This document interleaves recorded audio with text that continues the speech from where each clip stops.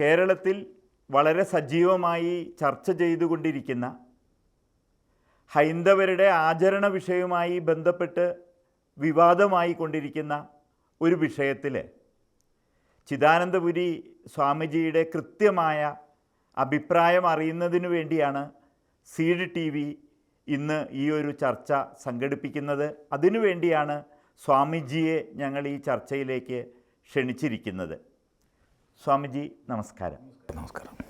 കഴിഞ്ഞ 3 പതിറ്റാണ്ടിലേറെ കാലമായി കേരളത്തിലെ ഹൈന്ദവ സമൂഹത്തിന് ശാസ്ത്രത്തിൻ്റെ അടിത്തറയുള്ള ധർമ്മബോധം പ്രദാനം ചെയ്ത ചിദാനന്ദപുരി സ്വാമിജി ഒരു കാലത്ത് ഹൈന്ദവർ സ്വന്തം ധർമ്മത്തിൻ്റെ പേരിൽ അപകർഷതാബോധം അനുഭവിച്ചിരുന്ന കാലത്ത് നിന്നും അവരെ ആത്മാഭിമാനികളാക്കി മാറ്റാൻ വേണ്ടി സ്നേഹസംവാദം എന്ന പേരിൽ ഹിന്ദുധർമ്മത്തെ അധിക്ഷേപിക്കുന്നവരായാലും ശരി, യുക്തിവാദത്തിൻ്റെ പേരിൽ സനാതനധർമ്മത്തെ താഴ്ത്തിക്കെട്ടുന്നവരായാലും ശരി, അവർക്കെല്ലാം സനാതനധർമ്മത്തിൻ്റെ മഹത്വം പരിചയപ്പെടുത്തിയ സ്വാമിജി സമൂഹത്തിൽ ധർമ്മപ്രചരണത്തിനു വേണ്ടി ധാരാളം ആചാര്യ സമന്മാരായ ആളുകളെ സൃഷ്ടിക്കുന്നതിന് പഠന വ്യവസ്ഥ സ്വന്തം ആശ്രമത്തിൽ ഏർപ്പെടുത്തിയ സ്വാമിജി മയക്കുമരുന്നിന് അടിമപ്പെട്ട കുട്ടികളായാലും ശരി, ലവ് ജിഹാദിന് അടിമപ്പെട്ട കുട്ടികളായാലും ശരി,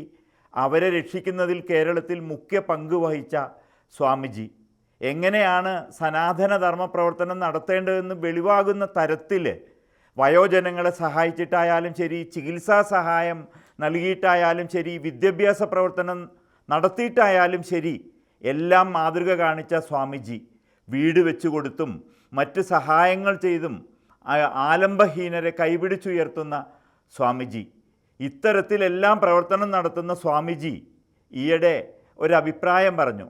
ശാസ്ത്രീയമായ ആന എഴുന്നള്ളത്ത് വേണമെന്നാണ് പറഞ്ഞത്. ഈ വാക്കിൻ്റെ അർത്ഥം പോലും മനസ്സിലാക്കാതെ സ്വാമിജിക്കെതിരെ പടയ്ക്ക് ഇറങ്ങിയിരിക്കുകയാണ് ഹിന്ദു സമാജത്തിലെ ആളുകൾ പോലും. ഈ ഒരു സാഹചര്യത്തിലാണ് സ്വാമിജിയിൽ നിന്ന് ഇക്കാര്യത്തിൽ കൂടുതൽ വ്യക്തത വരുത്തണമെന്ന് സീഡ് TV തീരുമാനിച്ചത്. ഞാൻ രവീന്ദ്രനാഥൻ കരുവാരകുണ്ട്. ചർച്ചയിൽ കൂടെ പങ്കെടുക്കുന്നത് ഡോക്ടർ ഉമാ വയപ്പുറം, സംസ്കൃത അധ്യാപികയാണ്. സ്വാമിജി, നമ്മൾ കേരളീയർ കേരള തനിമ എന്നൊക്കെ പറയുമ്പോൾ അതിൻ്റെ ഒരു പ്രധാന കാര്യം എന്ന് വെച്ചാൽ ഈ തൃശ്ശൂർ പൂരം, ആറാട്ടുപുഴ പൂരം, പിന്നെ നെന്മാറ വേല, ഇങ്ങനെയുള്ള ആഘോഷങ്ങളൊക്കെയാണ്. അപ്പോൾ അതിൻ്റെ ഒരു പ്രധാന ആകർഷണം എന്നുള്ളത് ആന എഴുന്നള്ളിപ്പ് ഇതൊക്കെയാണ്. അപ്പോൾ ഇത് വേണ്ട, മാറ്റി നിർത്തണം എന്നൊക്കെ പറയുമ്പോൾ നമ്മുടെ കേരള തനിമയുടെ ഒരു ആകർഷണം, ആ കേരള തനിമ എന്നുള്ളത് നഷ്ടപ്പെട്ടു പോകുന്നില്ലേ? വളരെ പ്രസക്തമായ ചോദ്യമാണ്. നമ്മൾ കഴിഞ്ഞ 3.5 ദശകങ്ങളായി നമ്മുടെ സമാജത്തിൽ നിത്യവും ഇടപഴകിക്കൊണ്ട് ജീവിക്കുന്ന വ്യക്തിയാണ്. ദിവസവും വിവിധ സ്ഥലങ്ങളിൽ, ഗ്രാമങ്ങളിൽ, പട്ടണങ്ങളിലൊക്കെ പ്രഭാഷണങ്ങളും പഠന ക്ലാസ്സുകളുമായി എത്തിപ്പെട്ട വ്യക്തിയാണ്. അവിടെയൊക്കെ തന്നെ ഒരിക്കൽ പോലും നമ്മുടെ ശാസ്ത്രീയങ്ങളായ ആചരണങ്ങളെ സംബന്ധിച്ച് അരുത് എന്ന് പറഞ്ഞിട്ടില്ല. കേരളത്തിൻ്റെ സാംസ്കാരിക മഹിമയെ ഉയർത്തി കാണിക്കുന്ന വിവിധങ്ങളായ ചടങ്ങുകൾ, ഉദാഹരണം പറഞ്ഞാൽ യുനെസ്കോ പോലും അത്യന്തം ആദരപൂർവം വലിയൊരു സാംസ്കാരിക മഹിമ അംഗീകരിച്ച് ആദരിച്ചതാണ് തൃശ്ശൂർ പൂരം. രേഖപ്പെടുത്തപ്പെട്ട ചരിത്രമനുസരിച്ച് തന്നെ 1.5 സഹസ്രാബ്ദങ്ങളിലധികമായി നടക്കുന്നതാണ് ആറാട്ടുപുഴ പൂരം, അല്ലെങ്കിൽ വല്ലങ്കി വേല. ഇങ്ങനെ അനേക ആചരണ വിശേഷങ്ങൾ കേരളത്തിൻ്റെ വിവിധ ഭാഗങ്ങളിൽ കേരളത്തിൻ്റെ സാംസ്കാരിക തനിമയെയും മഹിമയെയും വിളംബരം ചെയ്യുന്നതായിട്ടുണ്ട്. അവയെല്ലാം ശാസ്ത്രീയമായി നടക്കണം എന്നുള്ളതാണ് നമ്മുടെ പക്ഷം. ഇവിടെ ശാസ്ത്രീയം എന്നുള്ളതിനെ അല്പം വിശദീകരിക്കേണ്ടി വരും, അത് അല്പം കഴിഞ്ഞാവാം. തിരുവനന്തപുരത്ത് ആറ്റുകാൽ ക്ഷേത്രത്തിൽ പൊങ്കാലയുണ്ട്. അതീവ ശ്രേഷ്ഠമാണ്. ആയിരക്കണക്കിന് അമ്മമാർ, ഇപ്പോൾ അത് ലക്ഷക്കണക്കിനായി, വന്ന് ഭക്തിപൂർവ്വം സ്വന്തം കൈകൊണ്ട് ഭഗവതിക്ക് നേദ്യമുണ്ടാക്കി സമർപ്പിക്കുന്ന ചടങ്ങ്. അതതിൻ്റെ മഹിമയിൽ നിലനിൽക്കണമെന്നാണ് എൻ്റെ അഭിപ്രായം. എന്നാൽ നാട്ടിൽ മുക്കിൽ പൊങ്കാല തുടങ്ങിക്കഴിഞ്ഞാൽ പിന്നെ ആറ്റുകാൽ പൊങ്കാലയ്ക്ക് എന്താ പ്രസക്തി? തൃശ്ശൂർ പൂരം അതിൻ്റെ മഹിമയിൽ നടക്കണമെന്നാണ് അഭിപ്രായം.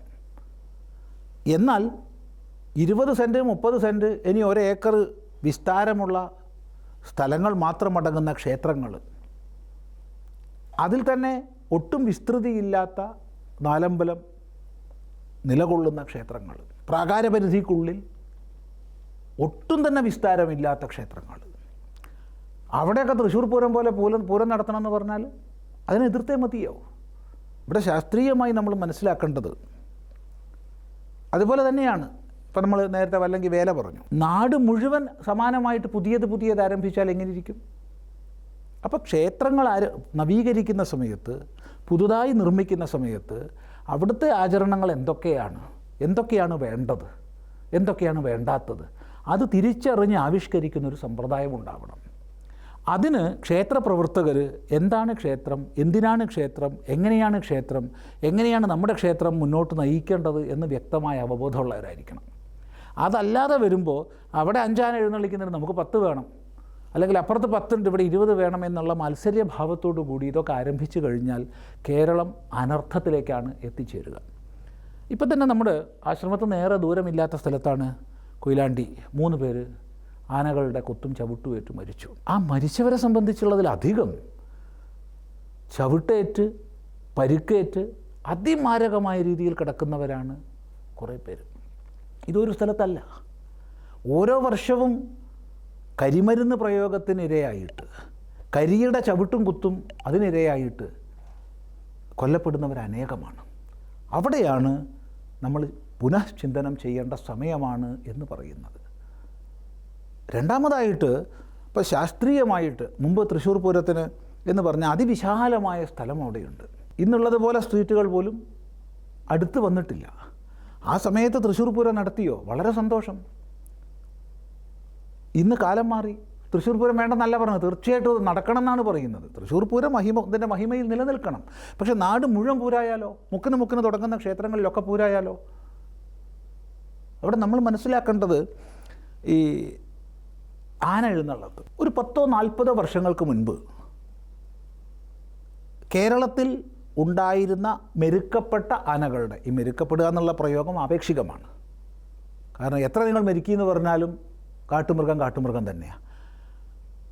എങ്കിൽ തന്നെയും 2000-ലധികം ആനകൾ, അതിൽ 1500-ലധികം ആനകൾ എഴുന്നള്ളിക്കാൻ യോഗ്യതയുള്ളവയായിട്ടുണ്ടായിരുന്നു. ആ കാലത്ത് കേരളത്തിൽ 100-ൽ താഴെ ക്ഷേത്രങ്ങൾ മാത്രമാണ്, കൃത്യമായ കണക്ക് എനിക്കറിയില്ല, മനസ്സിലാക്കിയെടുത്തോളം 60-ന് മുകളിൽ ക്ഷേത്രങ്ങളിൽ മാത്രമാണ് ഈ ആന എഴുന്നള്ളിപ്പുണ്ടായിരുന്നത്.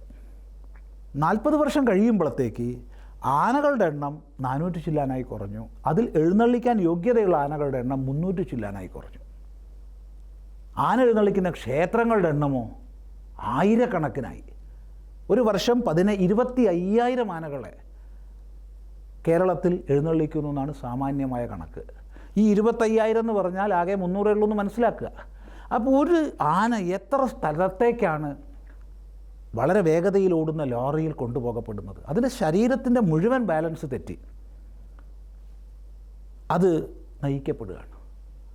ആ പാവം ജന്തു ഈ ഭീമാകാരമായ ശരീരത്തോടുകൂടി ഭയവിഹ്വലതയോടുകൂടി നിയന്ത്രണത്തിന് വിധേയമായി നിൽക്കുകയാണ്. ആ സമയത്താണ് അപ്പുറത്ത് കരിമരുന്ന്. ഈ അശാസ്ത്രീയമായ ആചരണങ്ങൾ നിർത്തിയേ മതിയാവും. ഈ വിഷയത്തിൽ ശാസ്ത്രീയമായ രീതിയിൽ നടത്തുന്നത് നല്ലതാണ്, തീർച്ചയായിട്ടും നല്ലതാണ്. ശാസ്ത്രീയമായ രീതി എന്ന് പറയുമ്പോൾ ഒരു ആനയെ സംബന്ധിച്ച്, അല്ലെങ്കിൽ ഏത് ജന്തു ആവട്ടെ, അതിന് ഇത്ര വിശ്രമം വേണമെന്ന് നിയമമുണ്ട്. അതിന് ശാസ്ത്രീയമായ കണക്കുകളുണ്ട്. അതിനനുസരിച്ച് അതിന് വിശ്രമം വേണം. അതിനെ സ്നേഹിക്കുന്നവരായിരിക്കണം. ഹസ്ത്യായുർവേദം, മാതംഗലീല തുടങ്ങിയവ മനസ്സിലാക്കിയവരാണ് ആനയെ പരിപാലിച്ചിരുന്നത്. ഇന്ന് എത്ര പേരുണ്ട് അങ്ങനെ?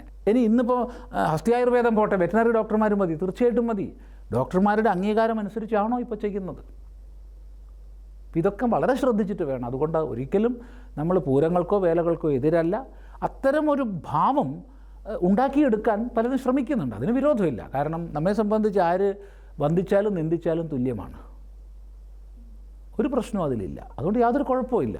മാത്രമല്ല, നമ്മൾ പറയുന്നത് ഒന്നും തന്നെ തീരുമാനങ്ങളല്ല, അഭിപ്രായങ്ങളാണ്.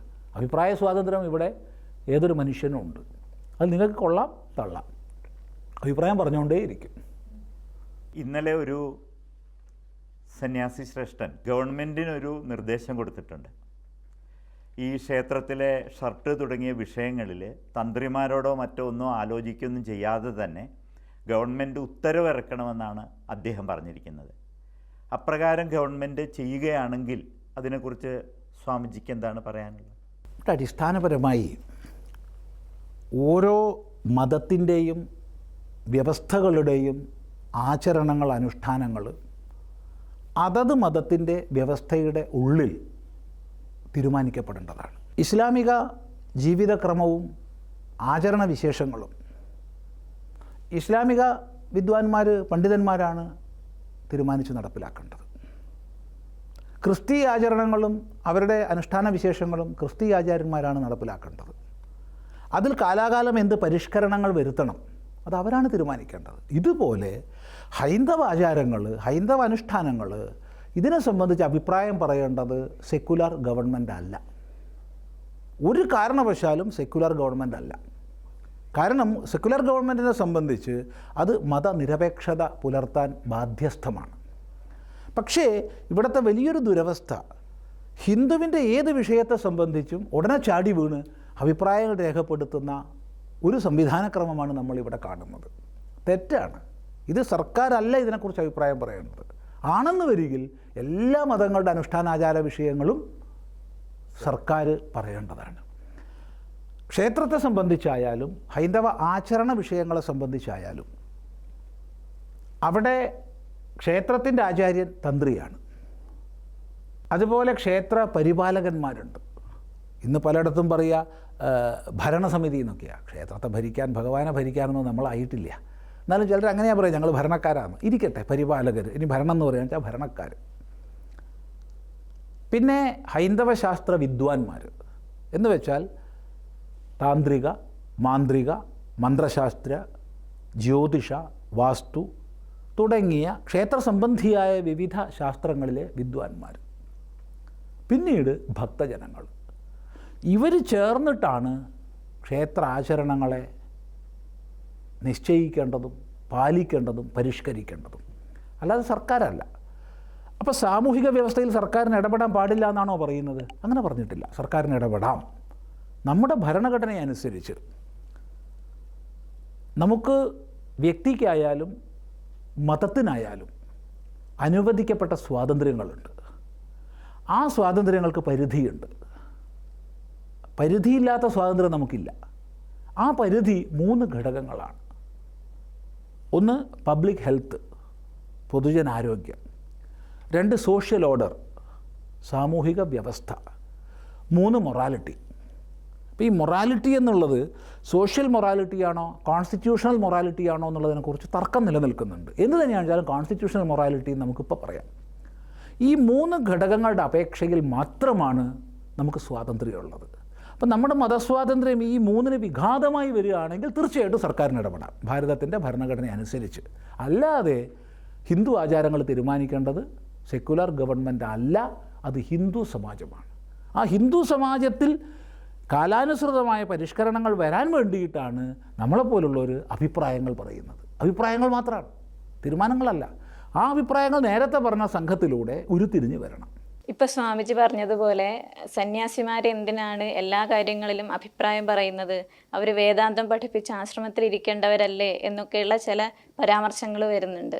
അപ്പോൾ അതൊന്നുകൂടി വിശദീകരിക്കണം. അതിന് യാതൊരു വിരോധവുമില്ല. സന്യാസിമാർ വേദാന്തം പഠിച്ചിരിക്കേണ്ടവരല്ലേ എന്ന് മാത്രം ചോദിച്ചാൽ മതി. അവനെന്തിനാ പഠിപ്പിക്കാൻ പോന്നെ? അവൻ പഠിച്ചിരുന്നാൽ പോരെ എന്ന് വേണമെങ്കിൽ ചോദിക്കാം. കുറച്ചും കൂടി കഴിഞ്ഞാൽ ചോദിക്കാം, സന്യാസി എന്തിനാ വേദാന്തം പഠിക്കുന്നേ? സന്യാസി ഒരു സ്ഥലത്ത് ഇരുന്നാൽ പോരെ എന്ന് ചോദിക്കാം. ഇവിടെ നമ്മൾ മനസ്സിലാക്കേണ്ടത് ഓരോ സന്യാസിക്കും ഒരു ഗുരുനാഥനുണ്ട്. ആ ഗുരുനാഥനിലൂടെ ലഭിച്ചിട്ടുള്ള അറിവുണ്ട്, ഒരു സമ്പ്രദായമുണ്ട്. ആ ഗുരു സമ്പ്രദായ ക്രമത്തിനനുസരിച്ചാണ് സന്യാസിമാർ ജീവിക്കുക.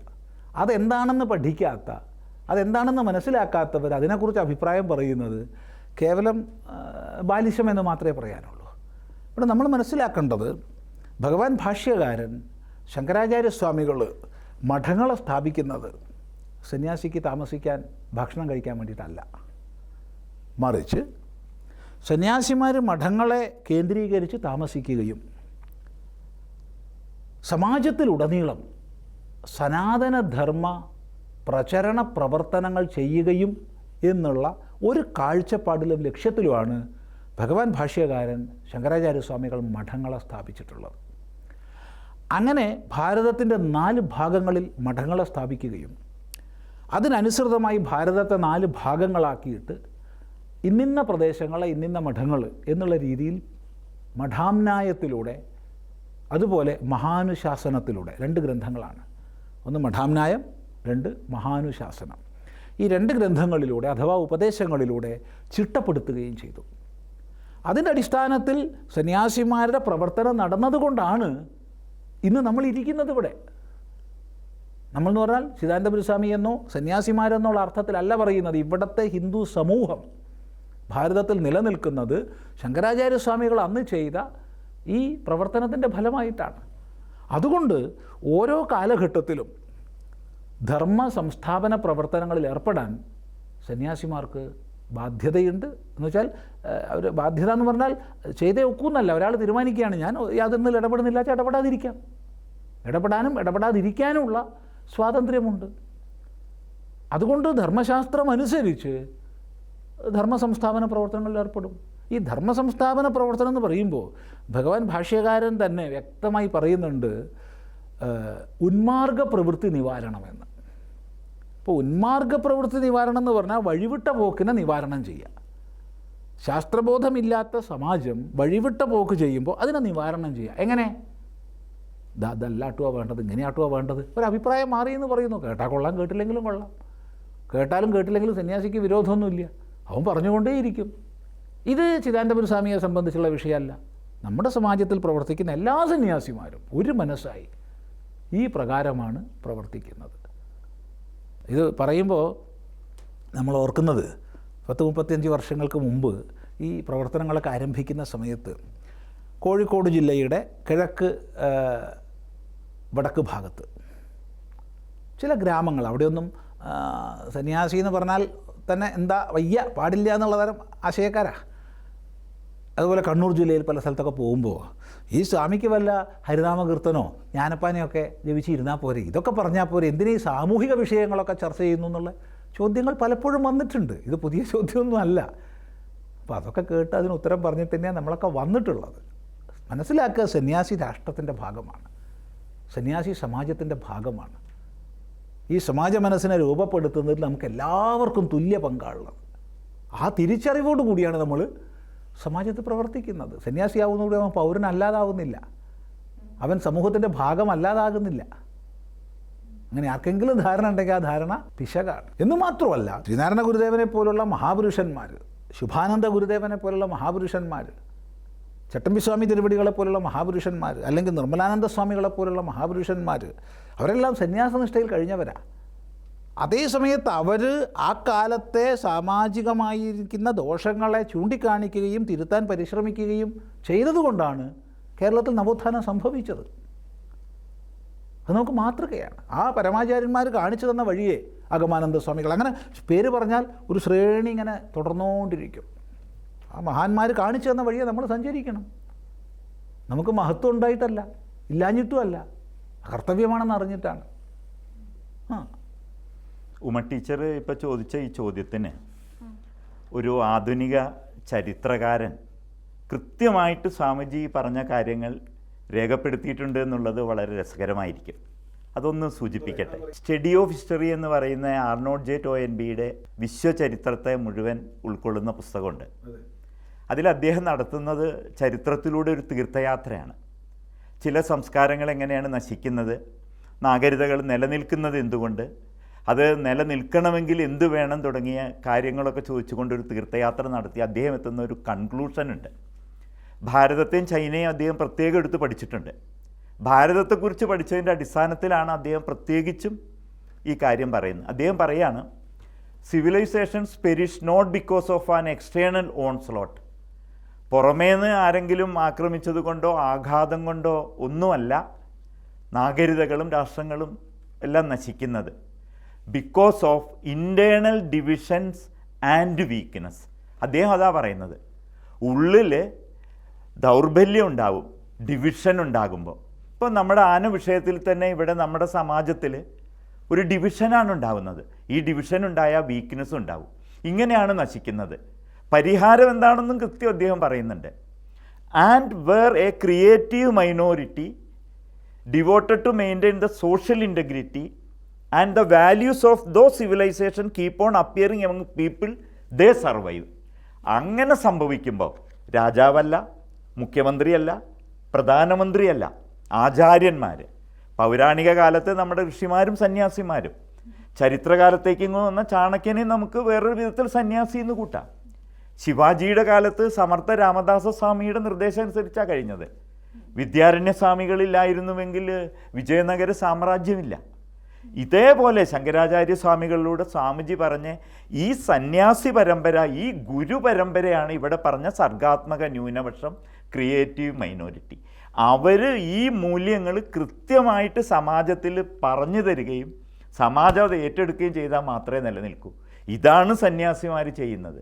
ഇത് ആധുനിക ചരിത്രകാരൻ കൂടി പറഞ്ഞ കാര്യം നമ്മൾ ശ്രദ്ധിക്കേണ്ടത്. കൃത്യം ശങ്കരാചാര്യ സ്വാമികൾ ഏൽപ്പിച്ച ദൗത്യത്തെക്കുറിച്ച് സ്വാമിജി പറഞ്ഞത് കൃത്യമായിട്ട് ഏറ്റവും ആദരിക്കപ്പെടുന്ന ആധുനിക ചരിത്രകാരൻ രേഖപ്പെടുത്തിയ കാര്യം ഇവിടെ സൂചിപ്പിച്ചു എന്ന് മാത്രം. വളരെ സന്തോഷം. ടോയൻബിയുടെ നിരീക്ഷണം അത് വളരെ ശ്രദ്ധേയമായിട്ടുള്ളതാണ്. സ്വാമിജി, ആളുകൾ ഇപ്പോൾ ഇവിടെ ഉന്നയിക്കുന്ന കാര്യങ്ങൾ, കുംഭമേളയിൽ ആളുകൾ മരിച്ചു എന്ന് കരുതിയിട്ട് നമ്മുടെ ആളുകൾ ചോദിക്കുന്നതാണ്, കുംഭമേള ഉപേക്ഷിക്കുന്നുണ്ടോ?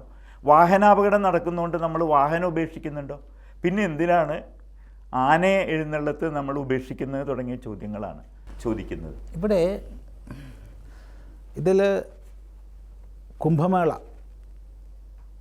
വാഹനം, ഇത് രണ്ടും രണ്ട് പ്രകൃതത്തിൽ ചിന്തിക്കേണ്ടതാണ്, ചേർക്കാൻ പാടില്ല. യാത്ര സൗകര്യങ്ങൾ, സഞ്ചാര സൗകര്യങ്ങൾ ഒരുക്കി വാഹനങ്ങൾ. ആദ്യകാലത്ത് മനുഷ്യൻ നടന്നു, ഓടി, വേഗതയായാലും ദൂരമായാലും പരിഗണിക്കുമ്പോൾ അത് മതിയാകാതെ വന്നപ്പോൾ മൃഗങ്ങളെ ഇണക്കി അതിൻ്റെ പുറത്ത് സഞ്ചരിക്കാൻ തുടങ്ങി. കുറച്ചും കൂടി കാലം കഴിഞ്ഞപ്പോൾ ലഘുയന്ത്രങ്ങൾ കണ്ടുപിടിച്ച് അത് മൃഗങ്ങളോട് ചേർത്ത് വാഹനങ്ങളുണ്ടാക്കി സഞ്ചരിച്ചു. കാലക്രമേണ മനുഷ്യൻ്റെ സാങ്കേതിക വൈദഗ്ധ്യത്തിൻ്റെ വർധനവിനനുസരിച്ച് വാഹനങ്ങൾ വന്നു, പലതരം വാഹനങ്ങൾ. കാലത്തിനനുസരിച്ച്, ടെക്നോളജിയുടെ വികാസത്തിനനുസരിച്ച് പുതിയ പുതിയ മാതൃകയിലുള്ള വാഹനങ്ങൾ വരുന്നു, വേഗം വർദ്ധിക്കുന്നു. കാളവണ്ടി ഇടിച്ചിട്ട് ആരും മരിച്ചതായിട്ട് നമ്മൾ എവിടെയും കേട്ടിട്ടോ വായിച്ചിട്ടോ ഇല്ല. അതേസമയത്ത് കുതിരവണ്ടിയിൽ നിന്ന് വീണിട്ട് അപകടം പറ്റിയതും മരിച്ചതും ധാരാളം ഉണ്ട്. അതുകൊണ്ട് കുതിരവണ്ടി ഉപേക്ഷിക്കുകയല്ല ചെയ്യുന്നത്. ടെക്നോളജി വികസിപ്പിച്ച് നിയമങ്ങളെ പരിപാലിച്ച് അത്തരം അപകടങ്ങളെ, സാധ്യതകളെ ഇല്ലാതാക്കാൻ ഭരണവ്യവസ്ഥ സജ്ജമാക്കുക. അപ്പോൾ വാഹനം ഉപേക്ഷിക്കുകയല്ല വേണ്ടത്. അപ്പോൾ വാഹനങ്ങൾ സഞ്ചാരത്തിന് അനിവാര്യങ്ങളാണ്. നിയമം പാലിക്കാതെ വരുമ്പോൾ മിക്കവാറും വാഹനാപകടങ്ങൾ സംഭവിക്കുന്നത് നിയമം പാലിക്കാതെ വരുമ്പോൾ. അതിലേറ്റവും പ്രധാനമാണ് മദ്യം, മയക്കുമരുന്ന് മുതലായവ ഉപയോഗിച്ചിട്ടുള്ള ഡ്രൈവിങ്. 2, അസ്ഥാനത്തുള്ള ആത്മവിശ്വാസം.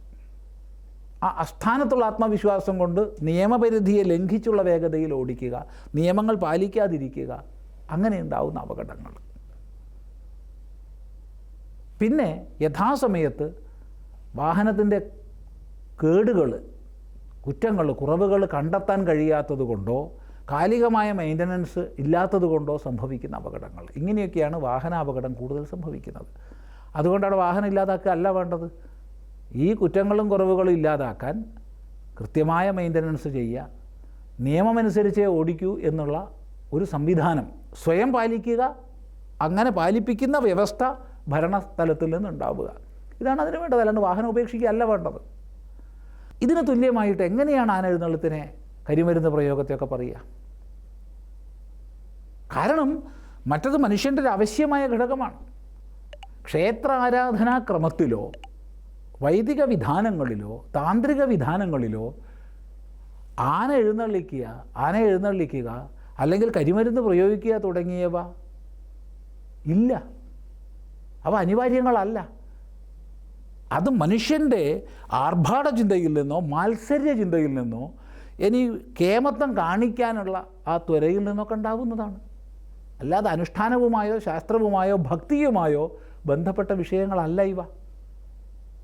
അപ്പോൾ അതുകൊണ്ട് അതൊരിക്കലും ബന്ധപ്പെടുത്താൻ പാടില്ലാത്തതാണ്, ഒരിക്കലും ബന്ധപ്പെടുത്താൻ പാടില്ല. അത് ബന്ധപ്പെടുന്നത് കേവലം ബാലിശമാണ്. ഇനി ആന അവശ്യഘടകമായിരുന്നു എങ്കിൽ തീർച്ചയായിട്ടും ആന വേണം എല്ലായിടത്തും നമ്മൾ പറയും, പറയേണ്ടതാണ്. ആവശ്യമല്ല ആണെന്ന് ഏത് ശാസ്ത്രത്തിലാണ് പറഞ്ഞത്? ഇപ്പോൾ ഭഗവാന്റെ തിടമ്പ് എഴുന്നള്ളിക്കണം, ഭഗവാന്റെ തിടമ്പ് എഴുന്നള്ളിക്കണമെങ്കിൽ ഒരാന വേണം എന്ന് വിചാരിച്ചോളൂ. ഞാൻ പറഞ്ഞത് വലിയ പൂരത്തിൻ്റെ ആ ആഘോഷത്തെക്കുറിച്ചല്ല പറയുന്നത്, അവശ്യം എന്നുള്ളതിലാണ് പറയുന്നത്. മറ്റതായിക്കോട്ടെ, മറ്റതിന് വിരോധമില്ല. അതിനുള്ള സൗകര്യങ്ങളുണ്ടോ, ശാസ്ത്രീയമായിട്ടാണോ ചെയ്യുന്നത്, ചെയ്യട്ടെ. കോടതിയും മറ്റും നിർദ്ദേശിക്കുന്നത് പോലെ ദൂരം പാലിച്ചുകൊണ്ടാണോ, ചെയ്യട്ടെ. ഇനി ഭഗവാന്റെ തിടമ്പെഴുന്നള്ളിക്കുന്ന വിഷയത്തിൽ ആനപ്പുറത്ത് വേണമെന്നുള്ളത് ഏതാചാര്യൻ എവിടെയാണ് പറഞ്ഞത്? അവിടെ ക്ഷേത്രത്തിൻ്റെ പരിപാലനം ചെയ്യുന്നതായ അർച്ചകൻ, ആ അർച്ചകൻ തൻ്റെ മസ്തകത്തിലോ കയ്യിലോ ആണ് ബിംബം കൊണ്ടുപോകേണ്ടത്, അഥവാ രഥത്തിലാണ് വേണ്ടത്. അപ്പോൾ കൈ ചേർത്ത് ബിംബം കൊണ്ടുപോകുന്നു, അല്ലെങ്കിൽ മസ്തകത്തിൽ വെച്ച് കൊണ്ടുപോകുന്നു, അല്ലെങ്കിൽ രഥത്തിൽ വെച്ച് കൊണ്ടുപോകുന്നു. ഇതാണ് ശാസ്ത്രീയമായിട്ട് നമ്മൾ മനസ്സിലാക്കിയിട്ടുള്ള വിധാനങ്ങൾ. എവിടെയെങ്കിലും ആനപ്പുറത്ത് കൊണ്ടുപോകണമെന്ന് പറഞ്ഞിട്ടുണ്ടോ എന്നറിയില്ല. മാത്രമല്ല, ഗോവിൻ്റെ മൂത്രമൊഴിച്ച്, ഗവ്യത്തിൽ ഉൾപ്പെടുന്ന ഗോവിൻ്റെ മൂത്രമൊഴിച്ച് മറ്റെല്ലാം അശുദ്ധമാണ്. അപ്പോൾ ക്ഷേത്രത്തിനുള്ളിൽ പരിപാവനമായി നിലനിർത്തേണ്ട ക്ഷേത്രത്തിനകത്തേക്ക് ഈ ആനയുടെ മൂത്രം ചവിട്ടി പോകുക എന്ന് പറഞ്ഞാൽ പുണ്യാഹം ചെയ്യേണ്ട വിഷയം. അത് ഗുരുവായൂർ ഇത് സ്ഥിരം സംഭവിക്കുന്നു. ഗുരുവായൂർ ഇത് ആനങ്ങനെ പ്രദക്ഷിണം ചെയ്തുകൊണ്ട് പോകുമ്പോൾ ലിറ്റർ കണക്കിനാ മൂത്രം ഒഴിക്കുക. അപ്പോൾ ചിലർ ചോദിക്കും, ആനയെ നാലമ്പലത്തിനുള്ളിലേക്ക് കൊണ്ടുപോകണില്ലല്ലോ എന്ന്. നാലമ്പലത്തിനുള്ളിലേക്ക് കൊണ്ടുപോകണ്ട, ഈ ലിറ്റർ കണക്കിന് ഒഴിച്ച മൂത്രവും ചവിട്ടിയിട്ടാണ് ഭക്തൻ അകത്തേക്ക് പോണത്. അപ്പോൾ അശുദ്ധാവ് അവിടെ ചെയ്യണത്. ഈ ഒരു കൊച്ചു കുട്ടിയെങ്ങാണ്ട് അകത്തുനിന്ന് മൂത്രം ഒഴിച്ചാൽ ഉടനെ പുണ്യാഹം വേണമെന്ന് പറയും. ഈ ലിറ്റർ കണക്കിന് മൂത്രം ഒഴിക്കണം, ഈ സാധനത്തിൻ്റെ മൂത്രം അകത്ത് പോയി കഴിഞ്ഞാൽ ഒരു പ്രശ്നമില്ല. ഇവിടേക്കാണ് നമ്മൾ എത്ര അയുക്തമായി പോകുന്നു, എത്ര ശാസ്ത്രീയത ഇല്ലാത്തതായി പോകുന്നു നമ്മുടെ സാമാജിക ചിന്ത എന്നുള്ളത്. അതുകൊണ്ട് തന്നെ പുനഃവിചാരത്തിന് എത്രമാത്രം നമ്മൾ സജ്ജമാവണം എന്നുള്ളത് ഒക്കെ നമ്മൾ ചിന്തിക്കേണ്ട വിഷയം. രണ്ടാമത്തത് കുംഭമേളയുടെ കാര്യം പറഞ്ഞു. ഈ കുംഭമേളയുടെ കാര്യത്തിൽ എന്താണ് കുംഭമേള? കുംഭമേള ഹൈന്ദവ സമാജത്തിൻ്റെ ഏറ്റവും ശ്രേഷ്ഠമായ ഒത്തുചേരലാണ്. അതിന് ജ്യോതിഷപരമായി പ്രാധാന്യമുണ്ട്. വ്യാഴം ഒരു വൃത്തം പൂർത്തിയാക്കുന്നത് 12 കൊല്ലത്തിലാണ്. ആ 12 കൊല്ലം കൂടുമ്പോഴാണ് കുംഭമേള വരുന്നത്, പൂർണ്ണകുംഭം വരുന്നത്. വ്യാഴം ഏത് രാശിയിൽ പ്രവേശിക്കുമ്പോഴാണോ ഒരു പ്രത്യേക സ്ഥലത്തെ കുംഭം, പ്രത്യേക സ്ഥലത്തെ എന്ന് പറഞ്ഞാൽ ഒന്നുകിൽ പ്രയാഗയാവാം, അല്ലെങ്കിൽ ഹരിദ്വാർ ആവാം, അല്ലെങ്കിൽ ഉജ്ജയിനി ആവാം, അല്ലെങ്കിൽ നാസിക് ആവാം. 4 സ്ഥലങ്ങളിലാണ് കുംഭം ഉള്ളത്. അപ്പോൾ അവിടെ ആ പ്രത്യേകത്തിൻ്റെ നേർരേഖയിൽ മറുഭാഗം വരുമ്പോൾ അർദ്ധകുംഭാവും. അപ്പോൾ 6 വർഷം, 6 വർഷം കൂടുമ്പോൾ പൂർണ്ണകുംഭവും അർദ്ധകുംഭവും പൂർണ്ണകുംഭവും അർദ്ധകുംഭവും മാറി അങ്ങനെ 12 വർഷത്തൊരു സൈക്കിൾ വരുന്നത്. ഇത് ജ്യോതിഷപരമായി, അതുപോലെ വിശ്വാസപരമായി, ഐതിഹ്യപരമായി അമൃതസ്പർശം അവിടെ ഉണ്ടെന്നുള്ളതാണ്. അമൃത സാന്നിധ്യം ആ സന്ദർഭത്തിലുണ്ടെന്നുള്ളതാണ്. ഈ കുംഭം എന്നുകൊണ്ട് അമൃതകുംഭമാണ് ഉദ്ദേശിക്കുന്നത്. 1. 2 കുംഭം രാശിയിലേക്ക് ഈ വ്യാഴത്തിൻ്റെ പ്രവേശവും ഉദ്ദേശിക്കുന്നുണ്ട്. അപ്പോൾ അവിടെ പല സ്ഥലങ്ങളിൽ സാധനാനിഷ്ഠരായി കഴിഞ്ഞിരുന്ന, സാമാന്യം സമൂഹത്തിൽ നിന്നെല്ലാം വിട്ട് കഴിഞ്ഞിരുന്ന, അഖാഡകൾക്കുള്ളിൽ കഴിഞ്ഞിരുന്ന, ഗുഹാകളിൽ തപസ്സനുഷ്ഠിച്ച് കഴിഞ്ഞിരുന്ന അങ്ങനെയുള്ള മഹാത്മാക്കൾ, സന്യാസി ശ്രേഷ്ഠന്മാർ എല്ലാവരും പങ്കെടുക്കാൻ വേണ്ടി വരുന്നു. ആ ഒരു മഹാസജ്ജന സദസ്സിൻ്റെ അനുഗ്രഹം നേടാൻ വേണ്ടി ആ സാന്നിധ്യവും അമൃത സാന്നിധ്യവും ചേർന്ന ആ ദിവ്യ അനുഭവം നേടാൻ വേണ്ടി ഭാരതത്തിൻ്റെ വിവിധ ഭാഗങ്ങളിൽ നിന്നായി ഭക്തന്മാരെത്തിച്ചേരുന്നു. സ്വാഭാവികമായി അവിടെ ശാസ്ത്ര സംവാദങ്ങൾ നടക്കുന്നു, പ്രവചനങ്ങൾ നടക്കുന്നു, ഹോമങ്ങൾ നടക്കുന്നു, പലതും നടക്കുന്നു. ധാർമ്മിക ചേതനയെ ഉയർത്തുന്നതിനായി കൊണ്ടുള്ള അനേകം ചരാചര തീർത്ഥങ്ങളെ ദർശനം ചെയ്യാൻ സാധിക്കുന്നു. ഇതൊക്കെയാണ് കുംഭമേള. അപ്പോൾ അവിടെ അത് എൻ്റെതായൊരു ഒരു ഒരു അനുഗ്രഹം നേടാനുള്ള സന്ദർഭമാണെന്ന് മനസ്സിലാക്കിയിട്ട് ഭക്തന്മാരങ്ങോട്ട് ഒഴുകിയെത്തുന്നു. സനാതനധർമ്മത്തിൻ്റെ മഹിമ ലോകത്തിൽ പ്രചരിതമാകുന്നതിനനുസരിച്ച് അവിടെ തിരക്ക് കൂടുന്നു. സ്വാഭാവികമായി തിരക്ക് കൂടുമ്പോൾ അതിൻ്റെതായ ദോഷങ്ങളുണ്ട്. ദോഷമില്ല കുംഭത്തിനെന്ന് പറയുന്നില്ല. എവിടെ ആൾ കൂടിയാലും ദോഷമുണ്ട്. ഹജ്ജ് സ്ഥലത്ത് എത്രയോ അപകടങ്ങൾ ഉണ്ടാവുന്നുണ്ട്. അവിടെ ചെകുത്താനെ കല്ലെറിയാൻ പോകുന്ന ഭാഗങ്ങളിൽ, സാത്താനെ കല്ലെറിയാൻ പോകുന്ന ഭാഗങ്ങളിൽ അപകടങ്ങൾ ഉണ്ടാവുന്നുണ്ട്. എവിടെ ജനങ്ങൾ ഒത്തുകൂടിക്കഴിഞ്ഞാലും അപകടങ്ങൾ ഉണ്ടാവും, ഇല്ല എന്ന് പറയുന്നില്ല. അപ്പം നമ്മൾ അത് എങ്ങനെ കുറ്റമറ്റ രീതിയിൽ മുന്നോട്ട് കൊണ്ടുപോകണം, എങ്ങനെ കൂടുതൽ അപകടരഹിതമായിട്ട് മുന്നോട്ട് കൊണ്ടുപോകണം എന്നുള്ളത് പഠിച്ച് മനസ്സിലാക്കി പോവുക വേണ്ടത്. ഇപ്പം തന്നെ ഇപ്പം നോക്കൂ, ഇപ്പം നമ്മൾ സംസാരിക്കുമ്പോൾ മഹാകുംഭം നടക്കുന്ന സമയമാണ്. കേരളത്തിൻ്റെ മൊത്തം ജനസംഖ്യയുടെ 15 ഇരട്ടിയിലധികം ആൾക്കാർ അവിടെ പ്രവേശിച്ച് കഴിഞ്ഞു, ദർശനം ചെയ്തു കഴിഞ്ഞു, സ്നാനം ചെയ്തു കഴിഞ്ഞു. വെറും 42 സ്ക്വയർ കിലോമീറ്റർ സ്ഥലത്ത് വെറും 41 ദിവസം കൊണ്ട്, അഥവാ 45 ദിവസം കൊണ്ട്. മകരസംക്രാന്തിക്ക് തുടങ്ങി നമ്മൾ ശിവരാത്രി വരെയുള്ള കാലയളവ് കൂട്ടുകയാണെങ്കിൽ ഈ ചുരുങ്ങിയ സമയം കൊണ്ട് ചിന്തിക്കാൻ പറ്റുമോ നമുക്ക്? അവിടെ ഒരു കടലാസ് കാണാനില്ല, ഒരു പ്ലാസ്റ്റിക് കഷ്ണം റോഡിൽ കാണാനില്ല. പോയി കണ്ടതിൻ്റെ അടിസ്ഥാനത്തിലാണ് പറയുന്നത്. അപ്പോൾ അങ്ങനെയുള്ളൊരു മഹാമനുഷ്യ സാഗരം അവിടെ നടക്കുകയാണ്. അപ്പോൾ അതിൻ്റെതായ ചില ദോഷം. സർവാരംഭാഹി ദോഷേണ ധൂമേനാഗ്നിരിവാവൃത, എല്ലാ കർമ്മങ്ങളും ദോഷയുക്തമാണ് തീർച്ചയായിട്ടും. അതുകൊണ്ട് കുംഭമേള നിരോധിക്കാൻ അല്ലെങ്കിൽ കുംഭമേള നടത്തുന്നില്ലേ എന്ന് ചോദിക്കുമ്പോൾ അതിനോട് ഇത് തുലനം ചെയ്യരുത്. ഇവിടെ കുറ്റമറ്റ രീതിയിൽ നടത്താൻ കഴിയുമോ? നിങ്ങൾ എഴുന്നള്ളിച്ചോളൂ ആനയെ, നിങ്ങൾ കത്തിച്ചോളൂ കരിമരുന്ന്, ഒരിക്കലും നമ്മളിതിന് എതിര് പറയില്ല. പക്ഷേ വർത്തമാനകാലത്തെ സത്യസ്ഥിതി എന്താണ്? അതിവിശാലമായ സ്ഥലങ്ങളുള്ള സ്ഥലത്താണോ ഈ ആന എഴുന്നള്ളത്തും പൂരങ്ങളൊക്കെ നടക്കുന്നത്? 2, മാതംഗലീല തുടങ്ങിയവ പഠിച്ച പാപ്പാന്മാർ ഹസ്ത്യായുർവേദ വിധിപ്രകാരം ചുരുങ്ങിയത് 1 മാസമോ 41 ദിവസമോ ഒക്കെ നീണ്ടു നിൽക്കുന്ന ആയുർവേദ ചികിത്സ എല്ലാ വർഷവും നൽകിക്കൊണ്ട് വിഹിതമായ ദൂരം നടത്തിച്ചു കൊണ്ടുപോയി, അല്ലാതെ ലോറി കയറ്റിയിട്ടല്ല ആനേനെ കൊണ്ടുപോകേണ്ടത്. ഇതിപ്പോൾ ഇന്ന് പറഞ്ഞു കഴിഞ്ഞാൽ പിന്തിരിപ്പനാന്ന് പറയുക, ഇന്നത്തെ നിയമം നടത്തിച്ച് കൊണ്ടുപോകരുത്, ലോറി കൊണ്ടുപോകണമെന്നാണ്. വ്യത്യാസം മനസ്സിലാക്കുക. പൂർണ്ണ വിശ്രമം, ഒരു ദിവസം എഴുന്നള്ളിച്ച് കഴിഞ്ഞാൽ ഒരു 10 ദിവസമെങ്കിലും അല്ലെങ്കിൽ 2 ആഴ്ചക്കാലമെങ്കിലും അതിന് പൂർണ്ണ വിശ്രമം കൊടുത്തുകൊണ്ട് ഒക്കെയാണോ എഴുന്നള്ളിക്കണത്? ഒരു വിരോധവും ഇല്ല. നമ്മുടെ സമൂഹം ഒരു എല്ലാ മേഖലയിലും പരിഷ്കൃതവും സംസ്കൃതവുമാകുന്ന രീതി അവലംബിക്കുമ്പോൾ ചില മേഖലയിൽ അത് പാടില്ല എന്ന് പറയുന്നതൊരു യുക്തിയില്ല. ഉദാഹരണം പറഞ്ഞാൽ, ഒരു മനുഷ്യജീവൻ്റെ അല്ലെങ്കിൽ മനുഷ്യജീവങ്ങളുടെ സംരക്ഷണത്തിന് വേണ്ടി ചീറിപ്പായുന്ന ആംബുലൻസുകൾ, അതിവേഗതയിൽ രോഗികളെ ആശുപത്രിയിൽ എത്തിക്കുന്ന ആംബുലൻസുകൾ, അതിന് പോലും പൊള്യൂഷൻ അണ്ടർ കൺട്രോൾ സർട്ടിഫിക്കറ്റ് വേണം. ഒരു നിശ്ചിത തോതിലധികം വിഷവാതകങ്ങൾ പുറത്തേക്ക് പ്രസരിപ്പിക്കുന്നില്ല എന്നുള്ള സാക്ഷ്യപത്രം വേണം. ഈ ക്ഷേത്രങ്ങളിൽ, പള്ളികളിൽ, രാഷ്ട്രീയക്കാരുടെ വേദികളിൽ ഒക്കെ കത്തിക്കുന്ന, വിജയാഘോഷങ്ങളുടെ ഭാഗമായിട്ടൊക്കെ കത്തിക്കുന്ന കരിമരുന്നുകളിൽ നിന്നുള്ള എമിഷൻസ് എന്താണ്?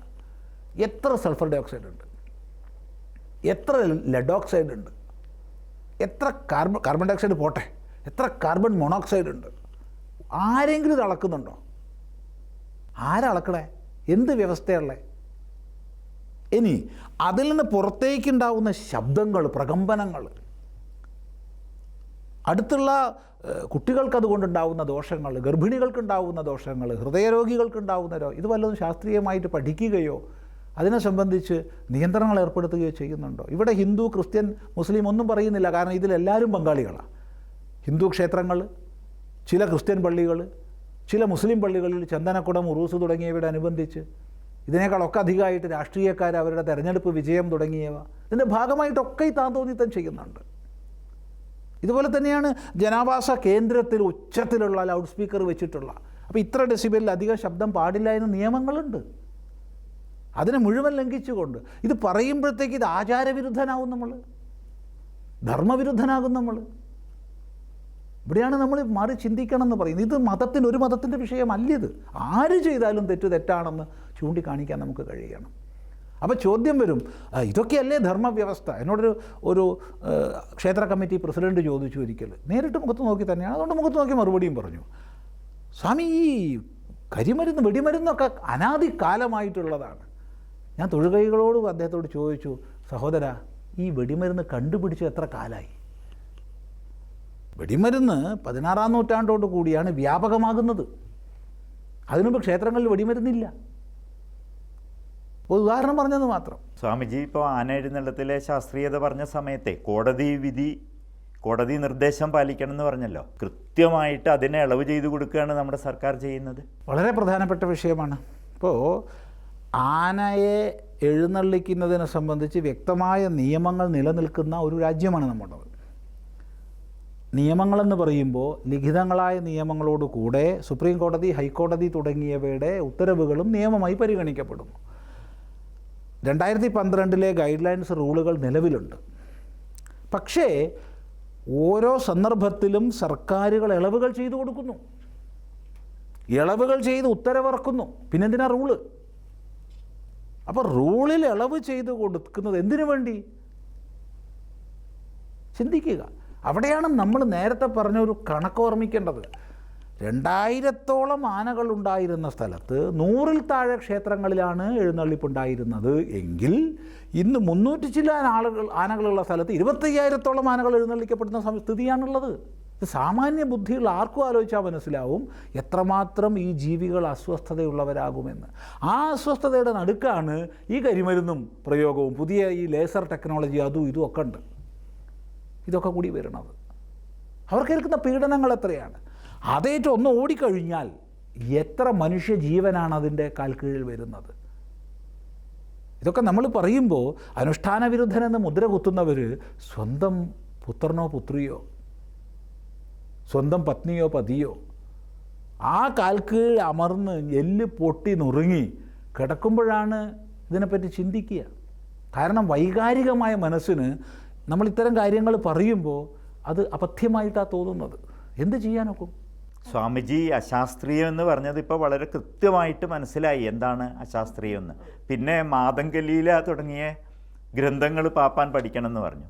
പഠിച്ചവരായിരുന്നു പണ്ടുള്ളവർ. ഇപ്പോൾ ബംഗാളികളാണ് പല പാപ്പാന്മാരും. ഒന്ന് ആലോചിച്ച് നോക്കൂ, ബംഗാളിൽ നിന്ന് വന്ന ആളുകളാ പാപ്പാന്മാർ. അല്ല, ബംഗാളി ആയാലും കുഴപ്പമൊന്നുമില്ല, ആരായാലും കുഴപ്പമില്ല, ഏത് ദേശത്തുള്ളവരായാലും കുഴപ്പമില്ല.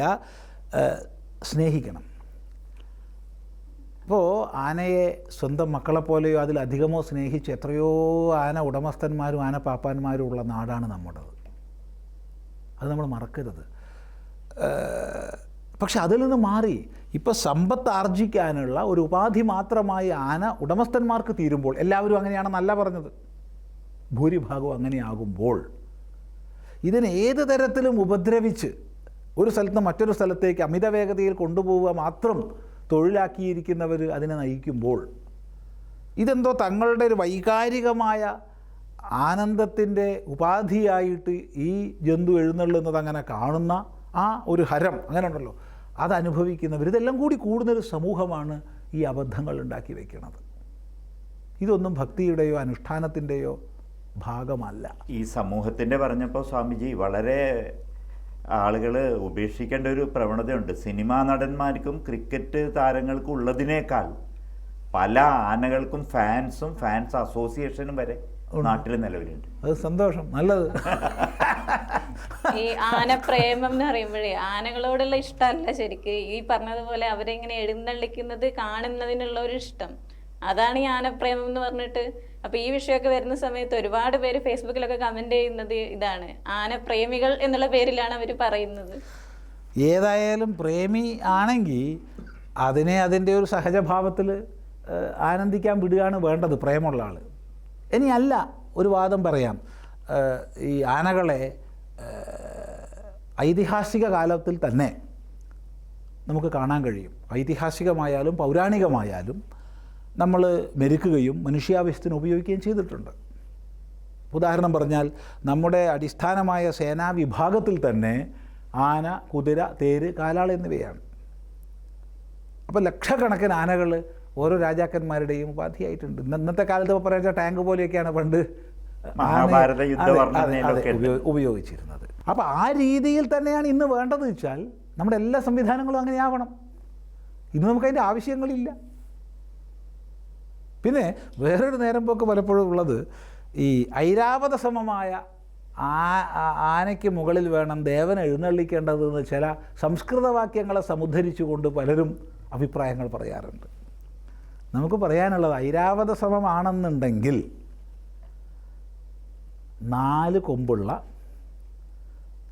ഒരല്പം പോലും വർണ്ണഭേദമില്ലാതെ ശുഭ്രശുക്ലവർണ്ണധാരിയായ അങ്ങേയറ്റം വെളുത്ത തിളങ്ങുന്ന വെളുപ്പ് വർണ്ണത്തോടു കൂടിയ 4 കൊമ്പുള്ള ആന വേണം. അങ്ങനെയാണെന്ന് വെച്ചാൽ മെക്കാനിക്കലായിട്ട് ഉണ്ടാക്കേണ്ടി വരും, അല്ലാണ്ട് ലോകത്തില്ല. റോബോട്ടിക് ആനകൾ റോബോട്ടിക് ആന വേണ്ടി വരും. പക്ഷേ സ്വാമിജി സമമാണെങ്കിൽ പറഞ്ഞാൽ മനസ്സിലായില്ലേ? പക്ഷെ സ്വാമിജി ഇത് കേട്ടപ്പോൾ എനിക്ക് വേറൊരു ഭയം തോന്നുന്നുണ്ട്. നമ്മളെ ആളുകൾ ആനയുടെ രോമൊക്കെ കളഞ്ഞ് വെളുത്ത പെയിന്റ് അടിച്ച് 2 കൊമ്പും കൂടിയും കൊടുത്തിട്ട് ഇറക്കുമോ എന്നൊരു സാധ്യതയൊക്കെ ഉണ്ട്. സാധ്യതയുണ്ട്. ഇല്ല എന്ന് പറയാൻ വയ്യ, ഇല്ല എന്ന് പറയാൻ വയ്യ. സ്വാമിജി, ഇത്തരത്തിലുള്ള വിഷയങ്ങളിൽ രാഷ്ട്രീയക്കാരോ അല്ലെങ്കിൽ മറ്റ് മണ്ഡലങ്ങളിലുള്ളവർ ഒരു അഭിപ്രായം പറയുമ്പോൾ എതിർക്കും. പക്ഷെ ഇതേ കാര്യം ഇപ്പോൾ ഷർട്ട് വിവാദത്തിലൊക്കെ സ്വാമിജി അഭിപ്രായം പറയുമ്പോൾ അതിനെ അനുകൂലിക്കും. അപ്പം ഇതൊരു ശരിയാണോ ഇങ്ങനെ അഭിപ്രായം മാറുന്നത്? സ്വാമിജി പറയുമ്പോൾ അതിനെ അനുകൂലിക്കുക, ഇത് അനുകൂലിക്കുകയോ പ്രതികൂലിക്കുകയോ ചെയ്യുക എന്നുള്ളത് മറ്റുള്ളവർ ചെയ്യുന്നതിനെക്കുറിച്ച് സ്വാമിയോട് ചോദിച്ചിട്ട് പ്രയോജനമില്ല. സ്വാമിക്ക് ഒരു ഫാൻസും ഇല്ല, ഫാൻസ് അസോസിയേഷനും ഇല്ല, ഒന്നുമില്ല. അപ്പം നമ്മുടെ സമൂഹം ബുദ്ധിയുള്ള സമൂഹമാണ്. അപ്പോൾ ആര് ഏത് മേഖലയിൽ പറയണമെന്ന് സമൂഹത്തിന് അറിയുന്നവരുണ്ട്. ഇപ്പോൾ ഉദാഹരണം പറഞ്ഞാൽ, രാഷ്ട്രീയത്തിൽ പ്രവർത്തിക്കുന്നു എന്നുള്ളത് കൊണ്ട് ഒരാൾക്ക് പറയാൻ സ്വാതന്ത്ര്യം ഇല്ലാതാവുന്നില്ല, വിശേഷ സ്വാതന്ത്ര്യം ഉണ്ടാവുന്നുമില്ല. ഏതൊരു പൗരനും, നമ്മുടെ രാഷ്ട്രത്തിലെ ഏതൊരു പൗരനും രാഷ്ട്രത്തിലെ ഏതൊരു സംഭവത്തെ സംബന്ധിച്ചോ പ്രക്രിയയെ സംബന്ധിച്ചോ അഭിപ്രായം പറയാനുള്ള സ്വാതന്ത്ര്യമുണ്ട്. അത് നേരത്തെ സൂചിപ്പിച്ചതുപോലെ സാമൂഹിക ക്രമത്തിന് വിരുദ്ധാവരുതെന്നേ ഉള്ളൂ, പൊതുജനാരോഗ്യത്തിന് വിരുദ്ധാവരുതെന്നേ ഉള്ളൂ, അതുപോലെ കോൺസ്റ്റിറ്റ്യൂഷണൽ മൊറാലിറ്റിക്ക് വിരുദ്ധാവരുതേ ഉള്ളൂ. ഉദാഹരണം പറഞ്ഞാൽ, ഒരു അഭിപ്രായ പ്രകടനം മറ്റൊരു വ്യക്തിയുടെ വ്യക്തിത്വത്തെ ഹനിക്കുന്നതാവരുത്. അപ്പോൾ അത് കോൺസ്റ്റിറ്റ്യൂഷണൽ മൊറാലിറ്റിക്ക് വിരുദ്ധമാവും. അപ്പോൾ ആ പരിധിക്കുള്ളിൽ നിന്നുകൊണ്ട് അഭിപ്രായം പറയാൻ ആർക്കും അധികാരമുണ്ട്. അപ്പോൾ രാഷ്ട്രീയക്കാരനായതുകൊണ്ട് അഭിപ്രായം പറയരുതെന്നില്ല, പറയണമെന്നില്ല. സന്യാസി ആയതുകൊണ്ട് അഭിപ്രായം പറഞ്ഞുകൂടാന്നില്ല, പറയണമെന്നില്ല. സന്യാസി രാഷ്ട്രീയത്തിൽ പറഞ്ഞുകൂടാന്നില്ല, കാരണം സന്യാസി രാഷ്ട്രത്തിൻ്റെ ഭാഗമാണ്. രാഷ്ട്രീയം സന്യാസി പറയും, പറഞ്ഞോളണമെന്നില്ല, പറയാം. അപ്പം അതുകൊണ്ട് പലപ്പോഴും ഈ പറഞ്ഞ എതിർപ്പുകൾ വരുന്നത്, അല്ലെങ്കിൽ അഭിപ്രായ ഭേദങ്ങൾ വരുന്നത്, ഹിന്ദുവിൻ്റെ ആചാരങ്ങളെ സംബന്ധിച്ച് മാത്രം അതിനെ നിന്ദിക്കും വിധമോ മറ്റോ, അല്ലെങ്കിൽ ഏതെങ്കിലും പ്രകാരത്തിൽ ഇകഴ്ത്തും വിധമോ മറ്റോ അഭിപ്രായങ്ങൾ പാസ്സാക്കുക. മറ്റു ഒരു മതവ്യവസ്ഥയുടെ ഒരു വിഷയത്തെ സംബന്ധിച്ചും പറയാതിരിക്കുക. അപ്പം അങ്ങനെയുള്ളവർ പറയുമ്പോൾ തീർച്ചയായിട്ടും ചിന്തിക്കുന്നവർ അതിനെ എതിർക്കും. ഇപ്പോൾ സന്യാസിമാർ ക്ഷേത്രത്തിലെ മേൽവസ്ത്ര വിഷയമോ അല്ലെങ്കിൽ മറ്റ് ഇപ്പോൾ ഉള്ള ഈ നമ്മൾ നേരത്തെ കൂടുതൽ സമയം ചിന്തിച്ച ആന എഴുന്നള്ളത്തിനെ സംബന്ധിച്ച് എന്തോ ആവട്ടെ, അവരഭിപ്രായം പറയുമ്പോൾ ധാർമ്മിക വ്യവസ്ഥയ്ക്കുള്ളിൽ അവർ പറയേണ്ടുന്നതാണ് എന്ന ബോധം ഉള്ളവരായിരിക്കാം അനുകൂലിക്കുന്നത്, അവർ പറയേണ്ടതല്ല എന്ന ബോധമുള്ളവരായിരിക്കാം എതിർക്കുന്നത്. അതുപോലെ തിരിച്ചും എല്ലാവരും അനുകൂലിക്കുന്നില്ല. ഇപ്പോൾ ചിദാനന്ദപുരസ്വാമി പറയുമ്പോൾ അല്ലെങ്കിൽ വേറെ ഏതെങ്കിലും സന്യാസി പറയുമ്പോൾ എല്ലാവരും അനുകൂലിക്കുന്നില്ല, അനുകൂലിക്കണം നമ്മൾ പറയുന്നുമില്ല. പലരും എതിർക്കുന്നുണ്ട്, ഇവർക്ക് നാമം ജപിച്ചിരുന്നാൽ പോരെ, ഇവരെന്തിനാ ഈ ആശയങ്ങളൊക്കെ പറയാൻ പോകുന്നതെന്ന് പറയുന്നവരുണ്ട്. അപ്പോൾ അതുകൊണ്ട് ലോകം ഭിന്ന രുചിയല്ലേ, അതങ്ങനെ തന്നെ ആവുകയും വേണം. നമ്മൾ ഗ്രാഹ്യത്യാജ്യ വിവേചന ബുദ്ധിയോടുകൂടി ആര് പറഞ്ഞതായാലും സ്വീകരിക്കേണ്ടത് സ്വീകരിക്കുക, തള്ളേണ്ടത് തള്ളുക. അത് വൈചാരികമായിരിക്കണം, വൈകാരികം ആവരുത്, അത്രയേ ഉള്ളൂ. നമ്മുടെ സമാജത്തിൽ ആന വിഷയത്തിലായാലും ശരി, മേൽവസ്ത്ര വിഷയത്തിലായാലും ശരി, ഈ കാര്യങ്ങൾ ബോധ്യമുള്ളവർ വരെ ഹിന്ദു സമാജത്തിലുള്ളവർ ഒരു ഭയം വെച്ച് പുലർത്തുന്നുണ്ട്. അതായത് നമ്മൾ ഈ ഒരു വിഷയത്തിൽ ഒരു വിട്ടുവീഴ്ച ചെയ്താൽ, ആന എഴുന്നള്ളത്ത് വേണ്ടാന്ന് വെച്ച് രഥമാക്കി കഴിഞ്ഞാൽ, മേൽവസ്ത്രം നമ്മൾ ഉപയോഗിച്ച് ക്ഷേത്രത്തിൽ പോയി കഴിഞ്ഞാൽ, ഇത് ഇപ്പോൾ അനുവദിച്ചു കഴിഞ്ഞാൽ ബാക്കി ഭാവിയിൽ നമ്മുടെ എല്ലാ ആചരണ വിശേഷങ്ങളും ഇങ്ങനെ നഷ്ടപ്പെടേണ്ട അവസ്ഥ വരുമോ? അതുകൊണ്ട് ഒരു വിട്ടുവീഴ്ചയും ചെയ്യാതെ ഇത് നിലനിർത്തുക എന്ന് ചിന്തിക്കുന്ന നല്ലൊരു വിഭാഗമുണ്ട്. അതും ഇതിനൊരു കാരണമാണ്. നമ്മൾ മനസ്സിലാക്കേണ്ടുന്നത്, ഒരാൾ വെറുതെ കയറിയൊരു അഭിപ്രായം പറയുക, പ്രകൃതമായിരിക്കുന്ന വിഷയത്തെ സംബന്ധിച്ച് അതിൻ്റെ വിവിധ തലങ്ങളെക്കുറിച്ച് പഠിച്ച് മനസ്സിലാക്കി അഭിപ്രായം പറയുക, രണ്ടും രണ്ടാണ്. അപ്പോൾ ശാസ്ത്ര വിഷയത്തിൽ അറിവുള്ളവർ, അത് ബ്രഹ്മചാരിയായാലും കൊള്ളാം, ഗൃഹസ്ഥനായാലും കൊള്ളാം, വാനപ്രസ്ഥനായാലും കൊള്ളാം, സന്യാസിയായാലും കൊള്ളാം, അവിടെ സ്ത്രീ പുരുഷാദി ഭേദമില്ല. ശാസ്ത്ര വിഷയത്തിൽ അറിവുള്ളവർ ഏതൊരു പ്രകൃതത്തെപ്പറ്റി സംസാരിക്കുന്നതും അതിൻ്റെ വിവിധ ഭാവങ്ങളെ വിലയിരുത്തി ചിന്തിച്ച് അതിൻ്റെ ഗ്രാഹ്യത്യാജ്യതകളെ അളന്നറിഞ്ഞ് ഗുണദോഷ വിചാരം ചെയ്തിട്ട് ഏതാണ് സമാജ നന്മയ്ക്ക് തത്കാലത്ത് പോരാ, തദ്ദേശത്തിൽ, രണ്ട് പരിഗണനകളാണ്, തത്കാലം തദ്ദേശം, നല്ലത് എന്ന് മനസ്സിലാക്കിയിട്ടാണ് പറയുന്നത്, അല്ലാതെ എന്തെങ്കിലും പറയുകയല്ല. അപ്പോൾ അത് മനസ്സിലാക്കി കഴിഞ്ഞാൽ ഈ ഒരു ചിന്ത അവിടെ അസ്ഥാനത്താണെന്ന് മനസ്സിലാവും. രണ്ടാമതായിട്ട് മനസ്സിലാക്കേണ്ടത്, കാലത്തിനനുസരിച്ച് സ്വയം പരിഷ്കരിക്കുന്ന വ്യവസ്ഥകൾ മാത്രമേ നിലനിന്നിട്ടുള്ളൂ. കാലത്തിനനുസരിച്ച് പരിഷ്കരിക്കാത്ത ഒരു വ്യവസ്ഥയും ലോകത്തിൽ ഒരിടത്തും നിലനിന്നിട്ടില്ല. ഇതെൻ്റെ വിശ്വാസമാണ്, ഇത് അണു വ്യതിചലിപ്പിക്കാൻ പാടില്ല, ഇത് മാറ്റത്തിന് വിധേയമല്ല എന്ന് പറഞ്ഞിട്ട് ഒരു മാറ്റത്തെയും ഉൾക്കൊള്ളാൻ തയ്യാറാകാത്ത ഒരു സ്ഥാപനവും ഒരു പ്രസ്ഥാനവും ഒരു വ്യവസ്ഥയും ലോകത്തിൽ നിലനിന്നിട്ടില്ല, നിലനിൽക്കില്ല. നമ്മുടെ മുമ്പിൽ എത്രയോ ദൃഷ്ടാന്തങ്ങളുണ്ട്. ഇപ്പോൾ വ്യക്തി എന്ന രീതിയിലെടുക്കാം. നമുക്ക് വളരെ പരിചയമുള്ള കുറേ ഡോക്ടർമാരുണ്ട്. 80 വയസ്സ് കഴിഞ്ഞിട്ടും ഇപ്പോഴൊരു സർജറി ചെയ്യുന്നു. അവർ പഠിക്കുന്ന കാലത്തുള്ള ഒരു എക്യുപ്മെൻ്റ് പോലും ഇന്നുണ്ടാവില്ല.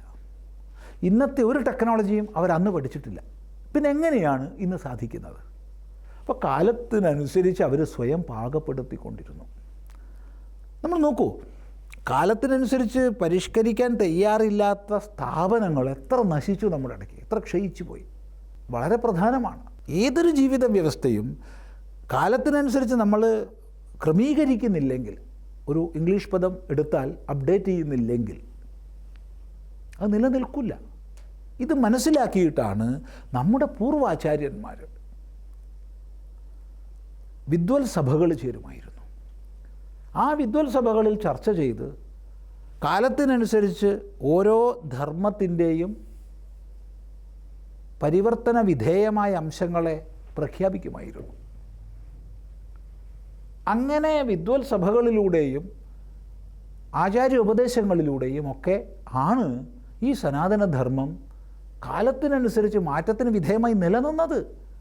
മാറ്റത്തിന് വിധേയമല്ലായിരുന്നെങ്കിൽ നിലനിൽക്കില്ലായിരുന്നു. അപ്പം തന്നെ നോക്കിക്കോളൂ, നമ്മുടെയൊക്കെ ഒരു മുത്തശ്ശിയുടെ കാലത്ത് അവർക്ക് ബ്ലൗസ് എന്താണെന്ന് അറിയായിരുന്നു?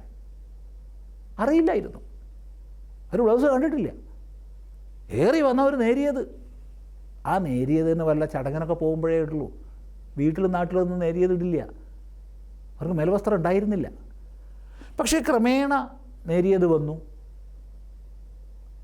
ക്രമേണ മുലക്കച്ച വന്നു, ക്രമേണ ബ്ലൗസ് വന്നു. ഈ വന്നതിനെ നമ്മുടെ സമാജം അംഗീകരിച്ചു. നമ്മുടെ മുത്തശ്ശനൊന്നും ഷർട്ട് എന്താണെന്ന് അറിയില്ലായിരുന്നു. അവർ ഏറി വന്നവർ തോർത്ത് ഉണ്ടാവും, അതിൽക്കുള്ളുണ്ടാവില്ല. പക്ഷേ ക്രമേണ മേൽവസ്ത്രം, വേഷ്ടി തുടങ്ങിയവ വന്നു, പിന്നെ ഷർട്ട് തുടങ്ങിയവ വന്നു. അത് ഒരു ആഡംബരം പോലെയായിരുന്നു. പിന്നെ അവർ ദൂരെ നാട്ടിലേക്കൊക്കെ, ടൗണുകളിലേക്കോ കോടതിയിൽ കേസിനൊക്കെ പോകുമ്പോഴൊക്കെയാണ് ഇതൊക്കെ എടുത്തിടുക. നാട്ടിലെത്തുമ്പോൾ തന്നെ അഴിച്ചിട്ടുണ്ടാവും. നമ്മുടെയൊക്കെ അച്ഛൻ്റെയൊക്കെ കാലമാകുമ്പോഴത്തേക്ക് വീട്ടിലെത്തുമ്പോഴത്തേക്ക് അഴിച്ച് അണിയുമ്പോൾ തൂക്കുന്നതാണ്. അവർ നാട്ടിലെത്തുമ്പോൾ അഴിക്കില്ലായിരുന്നു. അവരുടെ മുത്തശ്ശനൊക്കെ നാട്ടിലെത്തുമ്പോഴത്തേക്കാണ് അഴിക്കുന്നതാണ്. അപ്പോൾ പറഞ്ഞതിൻ്റെ താല്പര്യം എന്താണെന്ന് ചോദിച്ചാൽ, ഈ കാലത്തിനനുസരിച്ചുള്ള മാറ്റങ്ങൾ സ്ത്രീയുടെ വിഷയത്തിൽ അമ്പലക്കാർ ഉൾക്കൊണ്ടു, പുരുഷൻ്റെ വിഷയത്തിൽ ഉൾക്കൊണ്ടില്ല. അതുകൊണ്ട് പല സ്ഥലങ്ങളിലും ഇന്ന് പുരുഷന് ഷർട്ടിട്ട് പ്രവേശിക്കാൻ അധികാരമില്ല. ഇവിടെ ഷർട്ടിനല്ല കുഴപ്പം. ഒരു മോള്, 2 മക്കൾ, അവർ ഒരു വീട്ടിൽ 2 മക്കളാണ്. അപ്പോൾ അവർ ഒരു ക്ഷേത്രത്തിലേക്ക് പോവുകയാണ്, ഗുരുവായൂർ ക്ഷേത്രത്തിലേക്ക് പോവുക. അപ്പോൾ ഞാൻ മോനോട് പറഞ്ഞു, നീ ഒന്ന് ഷർട്ടിട്ട് പോയി നോക്ക്, നിന്നെ കടത്തൂല്ല, അപ്പം നീ ഒന്നും എതിര് പറയരുത്, മടങ്ങിപ്പോണം, എന്നിട്ട് ഈ ഷർട്ട് ചേച്ചിക്ക് കൊടുക്കണം പറഞ്ഞു. അവൻ പറഞ്ഞതുപോലെ ഈ ഷർട്ട് ഇട്ട് അമ്പലത്തിൽ പോയി തടഞ്ഞു. അവൻ തിരിച്ചു പോയി. തിരിച്ച് അവൻ്റെ റൂമിൽ ഹോട്ടലിൽ പോയിട്ട് ഈ ഷർട്ട് ചേച്ചിക്ക് കൊടുത്തു. ചേച്ചി ആ ഷർട്ടിനകത്ത് പോയി. അപ്പോൾ ഷർട്ടിനല്ല കുഴപ്പം. അപ്പോൾ സ്ത്രീക്ക് പാടുണ്ട്, പുരുഷന് പാടില്ല എന്ന് എന്താ അതിൻ്റെ യുക്തിയുള്ളത്? ഒരു യുക്തിയില്ല. അല്ലെങ്കിൽ ഇത് അനുഷ്ഠാനത്തിൻ്റെ ഭാഗമാവണം. അപ്പോൾ ചിലർ പറയും, സ്വാമി ദേവചൈതന്യം ഹൃദയത്തിലേക്ക് പ്രവേശിക്കുന്നതിന് തടസ്സമാണ്. ഒരു കോട്ടനെ പെനിട്രേറ്റ് ചെയ്യാൻ പറ്റാത്ത ദേവചൈതന്യമാണോ? ഇനി അങ്ങനെയാണെങ്കിൽ സ്ത്രീക്ക് ദേവചൈതന്യം വേണ്ടേ? അപ്പോൾ ചിലർ പറയും അങ്ങനെയല്ല, സ്ത്രീക്ക് ഈ നെറ്റിയുടെ മധ്യത്തിലൂടെ ഭ്രൂമധ്യത്തിലൂടെയാണ് ചൈതന്യം അകത്ത് കയറുന്നത്. ഇതൊക്കെ എവിടെയാണ് പറഞ്ഞത്? ആരാ പറഞ്ഞേ? വേറൊന്നും പറയാറുണ്ട്. ഈ പഞ്ചകോശ വിവേകവുമായി ബന്ധപ്പെട്ട് അന്നമയകോശത്തെ അതിക്രമിക്കുന്ന സമയത്ത് ഞാൻ ഈ ശരീരമല്ല എന്ന് സിംബോളിക്കായിട്ട് വളരെ സന്തോഷം. അങ്ങനെയാണെങ്കിൽ സന്തോഷം. അതെ, അങ്ങനെയാണെങ്കിൽ അത് വളരെ സന്തോഷകരമാണ്, ഒരു വിരോധവും ഇല്ല. പക്ഷെ അപ്പോൾ സ്ത്രീയും മഴിക്കണം, പുരുഷൻ മാത്രം മതി അന്നമയകോശത്തെ അതിക്രമിക്കുക. എത്ര പേര് തയ്യാറുണ്ട്? ഈ പറയുന്ന ഈ കേൾക്കുന്ന എത്ര പേര് സ്വയമോ അഥവാ തൻ്റെ പത്നിയെയോ സഹോദരിയെയോ മേൽവസ്ത്രരഹിതയായിട്ട് ക്ഷേത്രത്തിലേക്ക് പറഞ്ഞയക്കാനോ പോവാനോ തയ്യാറുണ്ട്? ഇത് ചോദിക്കാൻ കാരണം ഇന്ന് ആൺകുട്ടികളുടെ സ്ഥിതി അതാണ്. ആൺകുട്ടികൾ കൊച്ചുകുട്ടിയാവുമ്പോൾ തന്നെ ഷർട്ട് ശീലിച്ചവരാ. അങ്ങനെ ശീലിക്കുന്നവർ ഒരു അഡോളസൻ്റ് പ്രായത്തിൽ എത്തുമ്പോഴത്തേക്ക് പ്രത്യേകിച്ച് സ്ത്രീകളുടെ പെൺകുട്ടികളുടെയൊക്കെ മുമ്പിൽ ഷർട്ട് അഴിക്കാൻ അവർക്ക് വിമുഖതയുണ്ട്. അതുകൊണ്ട് മിക്കവാറും യുവജനങ്ങളിൽ ആൺകുട്ടികൾ ക്ഷേത്രങ്ങളിലേക്ക് അകത്ത് പോകുന്നില്ല, പുറമേന്ന് തൊഴുതു പോകും. ഭക്തിയുള്ളവർ പുറമേന്ന് തൊഴുതു പോകും. അപ്പോൾ ഇന്നലെ അവർ ആചാരരഹിതരായിത്തീരും. ആചാരരഹിതരായിത്തീരുമ്പോൾ അവർ ഒന്ന് സ്വധർമ്മനിഷ്ഠയിൽ നിന്ന് വ്യതിചലിക്കും, രണ്ട് ഇതര മതങ്ങളിലേക്ക് ആകർഷിക്കപ്പെടാനുള്ള സാധ്യതയേറും. ഇതൊക്കെ മുൻകൂട്ടി കണ്ടിട്ടാണ് സന്യാസിമാർ പറയുന്നത്. അപ്പോൾ ഒരു വിഭാഗം പറയും നിങ്ങളെപ്പോലുള്ളവർ അവരെ ഷർട്ട് അഴിപ്പിക്കുകയാണ് വേണ്ടത് എന്ന് പറയും, നിങ്ങൾ അതിന് പരിശ്രമിക്കുകയാണ് വേണ്ടതെന്ന് പറയും. തീർച്ചയായിട്ടും അതിന് പരിശ്രമിക്കാം, പക്ഷേ ശാസ്ത്രീയമായി യുക്തിയുക്തമായി ഒരു കാരണം പറഞ്ഞു തരണം. ക്ഷേത്ര ആരാധനാക്രമത്തിൽ ഇന്ന കാരണം കൊണ്ട് ഇത് പാടില്ല എന്ന് പറയണം. എവിടെയും പറഞ്ഞിട്ടില്ല. അപ്പോൾ ചിലർ ചില ശ്ലോകം കൊണ്ടുവരും, സംസ്കൃത ശ്ലോകം കൊണ്ടുവരും. ആ സംസ്കൃത ശ്ലോകം ബഹുരസമാണ്. അതായത് തൈലം തേച്ചിട്ട് നെയ്യ് തേച്ചിട്ട് മേൽവസ്ത്രം ധരിച്ചിട്ട് ഒന്നും ക്ഷേത്രത്തിലേക്ക് പോകരുത്, എന്നാൽ സ്ത്രീകളാണെങ്കിൽ മേൽവസ്ത്രം ധരിക്കണം എന്ന് പറയുന്നത്. അപ്പോൾ സംസ്കൃതമായതുകൊണ്ട് നമ്മൾ വിചാരിക്കും ഇത് വേദോ വല്ല വേദാംഗോ അല്ലെങ്കിൽ വല്ല ഗൃഹ്യസൂത്രങ്ങളിലോ മറ്റോ ഉള്ളതാണ്, ഇനി പോട്ടെ വല്ല സ്മൃതിഗ്രന്ഥങ്ങളിലുള്ളതാണെന്ന്. 1936 ക്ഷേത്രപ്രവേശന വിളംബരം കൊണ്ടുവരുന്ന സമയത്ത് സർ CP രാമസ്വാമി അയ്യർ ചിന്തിച്ചു എന്തൊക്കെയാണ് ഒരു നിയമം ഉണ്ടാക്കുക. അങ്ങനെ കേരളത്തിലെ ഒരു തന്ത്രിശ്രേഷ്ഠനോടും ചർച്ച ചെയ്തില്ല. കേരളത്തിൽ അക്കാലത്തുണ്ടായിരുന്ന സനാതനധർമ്മ പ്രചരണം ചെയ്തിരുന്ന മഹാന്മാരായ സന്യാസിമാരോട് ചർച്ച ചെയ്തില്ല. മദൻ മോഹൻ മാളവ്യ തുടങ്ങിയ ചില വിദ്വാൻമാരുമായി ചർച്ച ചെയ്ത് ഉണ്ടാക്കിയിട്ടുള്ള ശ്ലോകാത് ഇതാണ് ഇന്ന് പലരെടുത്ത് ചൊല്ലണത്. അല്ല, അതുകൊണ്ടത് അസ്വീകാര്യമാണെന്ന് പറയുന്നില്ല. ഏത് കാലഘട്ടത്തിൽ ആര് പറഞ്ഞാലും നല്ലതിനെ സ്വീകരിക്കണം, പക്ഷേ അതിന് യുക്തി വേണം.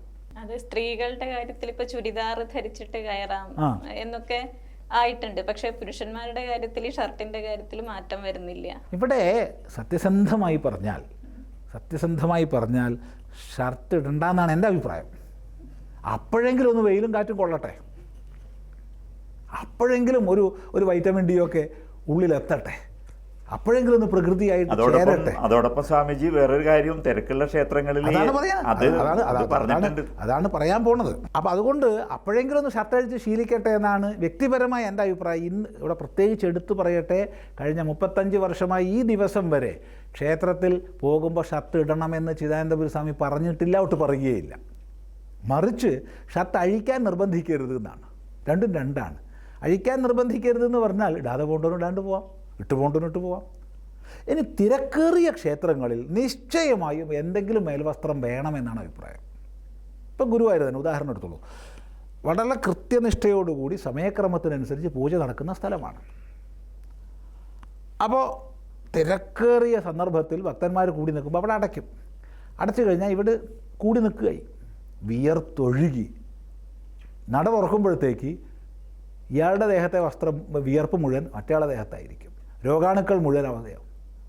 അവസാനം ഭഗവാന്റെ പ്രസാദമായിട്ട് ഒരിക്കലും മാറാത്ത ചൊറിയായിട്ട് വരാം. ഇനി ഇതിനേക്കാൾ നേരം പോക്കുണ്ട്. ഇപ്പോൾ പാൻസ് പാടില്ല, ശരിയാണ്. പാൻസ് ദിവസം അലക്കാത്ത വസ്തു ആയതുകൊണ്ട് പാൻസ് വേണ്ടാന്ന് തന്നെയാണ് എൻ്റെ വ്യക്തിപരമായ അഭിപ്രായം.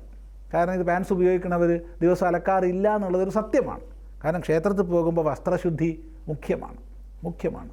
അന്നന്ന് അലക്കിയിട്ടുള്ള വസ്ത്രമേ ധരിക്കാവൂ. അപ്പോൾ അതുകൊണ്ട് പാൻസ് അനുവദിച്ചാൽ അത് അലക്കാത്ത വസ്തുവാണ്, എന്നിട്ട് വേണ്ട. പക്ഷേ പാൻസ് അടിയിൽ ഇങ്ങനെ മടക്കി വെച്ചിട്ട് അതിൻ്റെ മുകളിൽ മുണ്ട് വാടകയ്ക്ക് വാങ്ങി കൊടുക്കുക. ഈ പാൻസ് ഒന്നും ഇല്ലെങ്കിൽ ആഴ്ചയിൽ ഒരു ദിവസമെങ്കിലും അലക്കിയ സാധന. ഈ വാടകയ്ക്ക് എടുക്കണ മുണ്ട് ഉണ്ടാക്കിയതിനു ശേഷം അലക്കിയിട്ടില്ല. കാരണം ഞാനത് തിരിച്ചു കൊടുത്താൽ അവരൊന്ന് മടക്കി വെക്കും, എന്നിട്ട് അടുത്ത് വരുന്ന ആൾക്ക് കൊടുക്കും. എന്തൊരു കഷ്ടം അതൊക്കെ. ഇതൊന്ന് ചൂണ്ടിക്കാണിക്കുമ്പോഴത്തേക്ക് അവൻ ആചാരവിരുദ്ധനായി മുദ്ര കുത്തപ്പെടുക പറഞ്ഞാൽ ഇപ്പോൾ എന്താ ചെയ്യപ്പതിനൊക്കെ.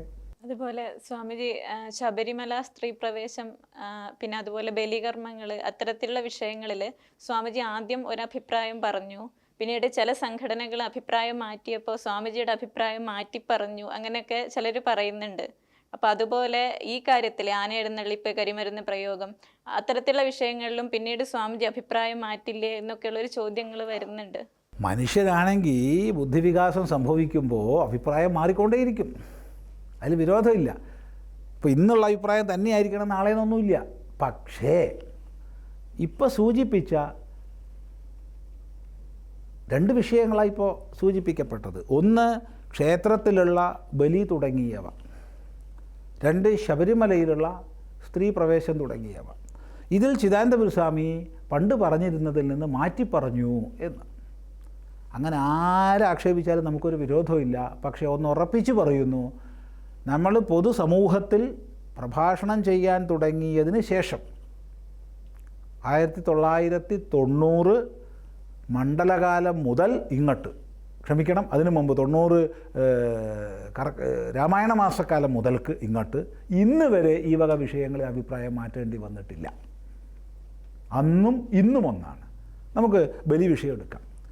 ഇപ്പോൾ താന്ത്രികമായ വിധാനത്തിൽ, ഇപ്പോൾ ശാക്തേയ വിധാനം തന്നെ എടുക്കാം. ഇപ്പോൾ ശാക്തേയമായ വിധാനത്തിൽ വ്യത്യസ്തങ്ങളായ ആചാരക്രമങ്ങളുണ്ട്. വാമാചാരവും സമയാചാരവും ഒക്കെ ദക്ഷിണാചാരം. അപ്പോൾ ഇതിൽ ബലികർമ്മങ്ങളുണ്ട്. നമ്മൾ ഒരിക്കലും അതിനെ എതിർത്തിട്ടില്ല.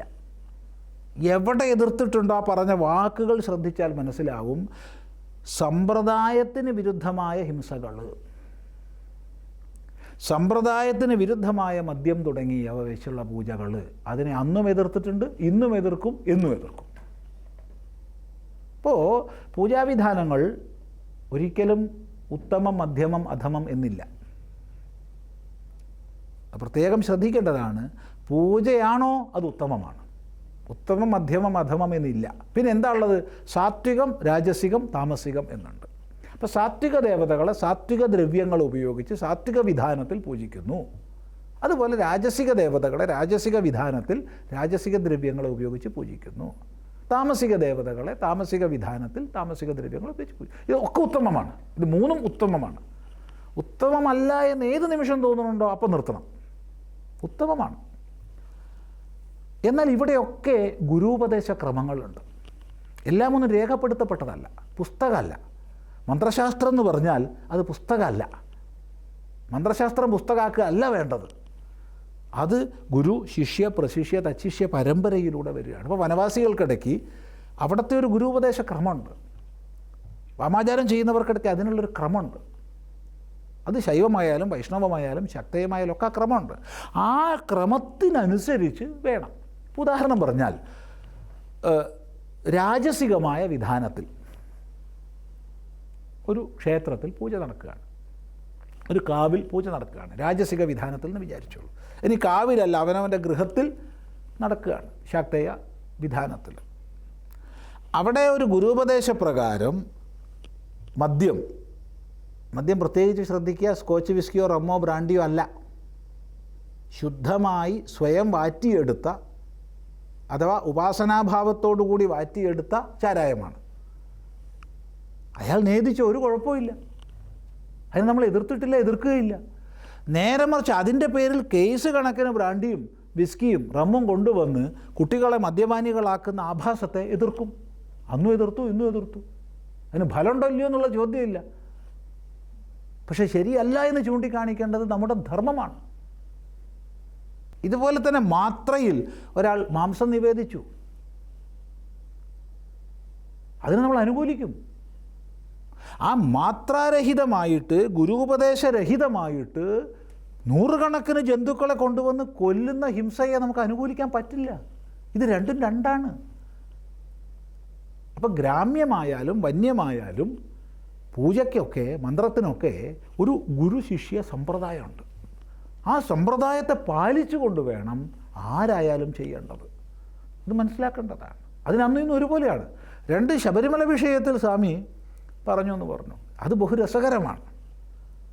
അത് ഏതോ ഒരു പ്രഭാഷണത്തിൽ എന്താണ് ശബരിമല യുവതീ പ്രവേശ വിഷയം സംഭവിച്ചത് എന്ന് വിസ്തരിക്കുകയായിരുന്നു.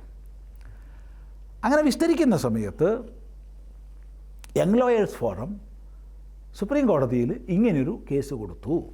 ശബരിമലയിൽ നിശ്ചിത പ്രായത്തിനിടയ്ക്കുള്ള സ്ത്രീകൾക്ക്, അതായത് യുവതികൾക്ക്, ഒന്നുകൂടി വ്യക്തമായി പറഞ്ഞാൽ ആർത്തവകാലീനകൾക്ക് പ്രവേശിക്കാൻ അനുവാദമില്ല.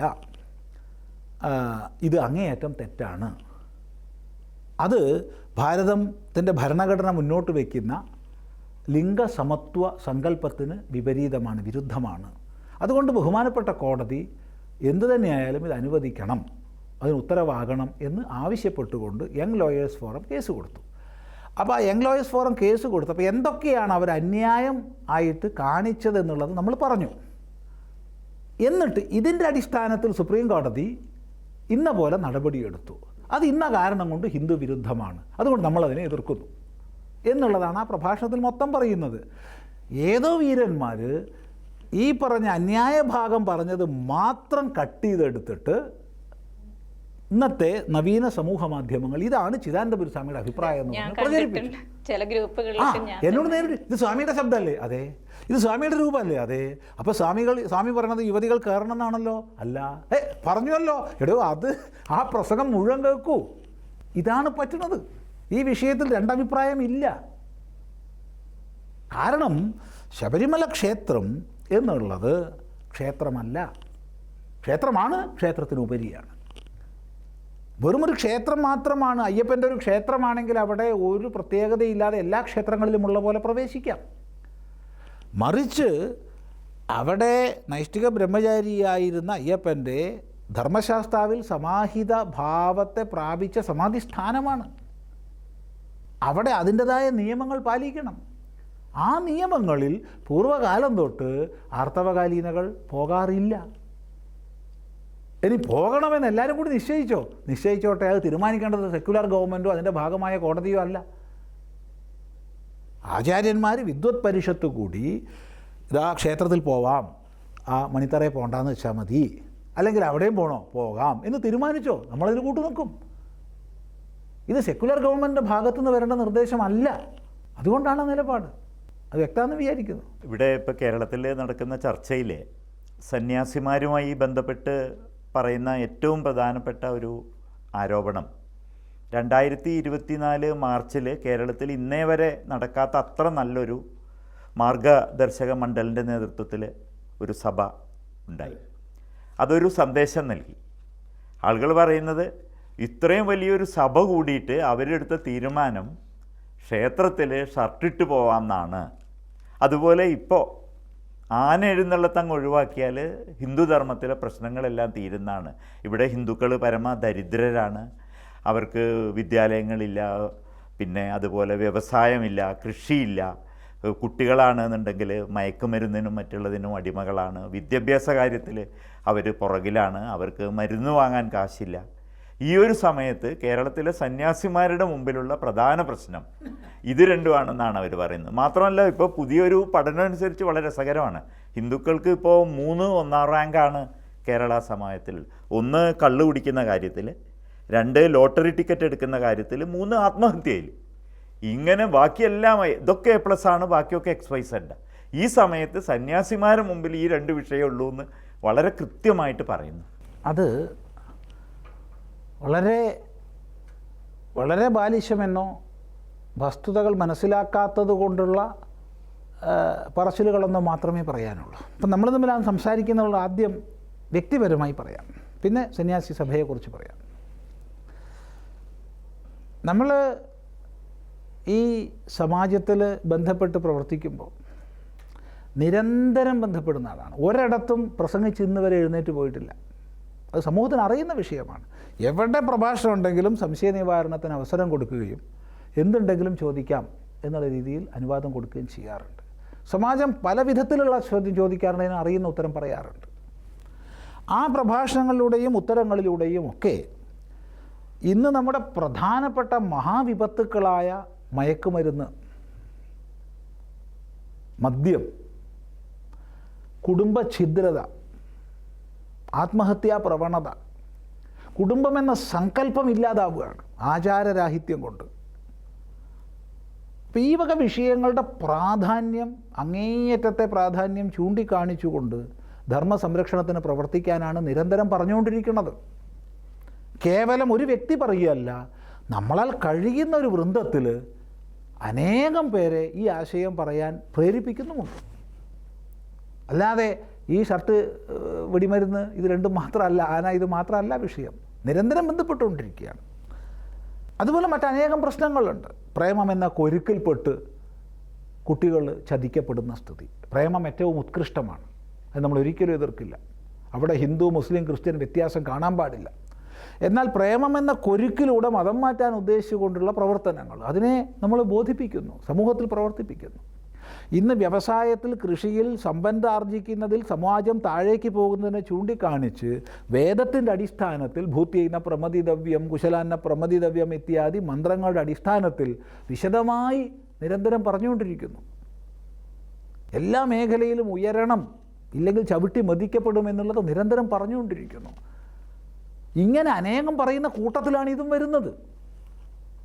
അപ്പോൾ ഇതിനെ വിമർശിക്കുന്നവർ, ഈ കാഴ്ചപ്പാടിനെ വിമർശിക്കുന്നവർ മറ്റൊന്നും പറയുന്നില്ല എന്ന് പറയുകയാണെങ്കിൽ അതിന് അവരോട് മറുപടി പറയേണ്ട ആവശ്യമില്ല. കാരണം നമ്മൾ ഏതെങ്കിലും ലാപ്ടോപ്പിൻ്റെ പിന്നിലിരുന്നിട്ട് അല്ലെങ്കിൽ സ്മാർട്ട് ഫോണിൻ്റെ പിന്നിലിരുന്നിട്ട് യൂട്യൂബിലൂടെയോ ഫേസ്ബുക്കിലൂടെയോ ഹിന്ദുധർമ്മ പ്രചരണം ചെയ്യുന്ന ആളല്ല. മറിച്ച് സമാജവുമായി ഇടപഴകി കഴിഞ്ഞ 3.5 ദശകങ്ങളായി പ്രവർത്തിച്ചുകൊണ്ടിരിക്കുകയാണ്. ആ സമയത്ത് ആരെങ്കിലുമൊക്കെ റെക്കോർഡ് ചെയ്യുന്ന വസ്തുക്കളാണ് ഈ യൂട്യൂബിലും അല്ലെങ്കിൽ ഫേസ്ബുക്കിലൊക്കെ വരുന്നത്. അല്ലെങ്കിൽ നിങ്ങളെപ്പോലുള്ളവർ ഇപ്പോൾ വിളിച്ചിട്ട് ഈ സംവാദം നടത്തുന്നത് പോലെ ആവുമ്പോഴാണ് വരുന്നത്. അത് മനസ്സിലാക്കണം. ഇനി കേരളത്തിലെ മാർഗദർശക മണ്ഡലം കഴിഞ്ഞ വർഷം തൃശ്ശൂരിൽ, കേരളത്തിൻ്റെ മാർഗദർശക മണ്ഡലത്തിൻ്റെ ചരിത്രത്തിൽ തന്നെ ഏറ്റവും അധികം, കാരണം 500 ചില്ലാൻ സന്യാസിമാരാണ് സാമ്പ്രദായികമായി ദീക്ഷിതരായവർ കേരളത്തിലുള്ളത്, അതിൽ 400 ചില്ലാൻ പേര് പങ്കെടുത്ത യോഗമാണ് നടന്നത്. അവിടെ ചർച്ച ചെയ്ത് തീരുമാനിച്ചത് ക്ഷേത്രത്തിൽ പോകുമ്പോൾ ഷർട്ട് ഇടണമെന്നല്ല. മാധ്യമങ്ങൾ അങ്ങനെ കൊടുത്തു, അവർക്ക് വ്യക്തമായ കാഴ്ചപ്പാടുണ്ട്, അതുകൊണ്ട് അവരങ്ങനെ കൊടുത്തു. വാസ്തവത്തിൽ അതല്ല. മറിച്ച് അവിടെ 2 പ്രമേയങ്ങളുണ്ടായിരുന്നു. ആ പ്രമേയങ്ങളിൽ മയക്കുമരുന്നുകളുടെ അമിതമായ പ്രസരണത്തെ തടയേണ്ടത്, കുടുംബ ഛിദ്രതയെക്കുറിച്ച് ബോധവാന്മാരാകേണ്ടത്, അതിനെക്കുറിച്ചായിരുന്നു ഒന്ന്. മറ്റൊന്ന് തെരഞ്ഞെടുപ്പിൽ എല്ലാവരും വോട്ടവകാശം വിനിയോഗിക്കണമെന്നുള്ളതായിരുന്നു. ആർക്ക് വോട്ട് ചെയ്യണമെന്ന് പറഞ്ഞിട്ടില്ല. ഹിന്ദു സമൂഹം, എന്തുകൊണ്ട് ഹിന്ദു സമൂഹം? ഹിന്ദു സന്യാസിമാരാണ്. മറ്റുള്ളവരോട് പറയാൻ മറ്റ് ധാരാളം പേരുണ്ട്, അതിനോടൊന്നും വിരോധമില്ല. പക്ഷേ ഹിന്ദു സഭയിൽ ഹിന്ദുവിനോടാണ് പറയുന്നത്. ക്രിസ്ത്യൻ വിദ്വാൻമാർ, ആചാര്യന്മാർ ക്രിസ്തീയ സമൂഹത്തോട് പറയുന്നുണ്ടല്ലോ, ഇസ്ലാമിക പണ്ഡിതന്മാർ ഇസ്ലാമിക സമൂഹത്തോട് പറയുന്നുണ്ടല്ലോ. അതൊക്കെ വേണം, അങ്ങനെ തന്നെ വേണം. അതുകൊണ്ട് ഇത് ഹിന്ദു സഭയായതുകൊണ്ട് ഹിന്ദു സമൂഹത്തോട് നിങ്ങൾ വോട്ടവകാശം പൂർണ്ണമായി വിനിയോഗിക്കണം. ഇതായിരുന്നു 2 പ്രമേയങ്ങൾ. ഇതാണ് മുഖ്യം 2 മൂന്നാമതായിട്ട് തൃശ്ശിവപേരൂർ വിളംബരം എന്ന് പറഞ്ഞിട്ട് വിളംബരം കൊണ്ടുവന്നു. അതിൽ ഇപ്പോഴത്തെ ഓർമ്മ ശരിയാണെങ്കിൽ 6 പോയിൻറ്റ്സാണ് ഉള്ളത്. കൃത്യ ഓർമ്മയില്ല, 6 പോയിൻറ്റ്സാണ് ഉള്ളത്. അതിലേറ്റവും ആദ്യം കച്ചവടം, കൃഷി തുടങ്ങിയവയിലൂടെ സമ്പത്ത് ആർജിക്കണം. സാമ്പത്തികമായി ഭദ്രത നേടാൻ ഓരോരുത്തരും ശ്രമിക്കണം.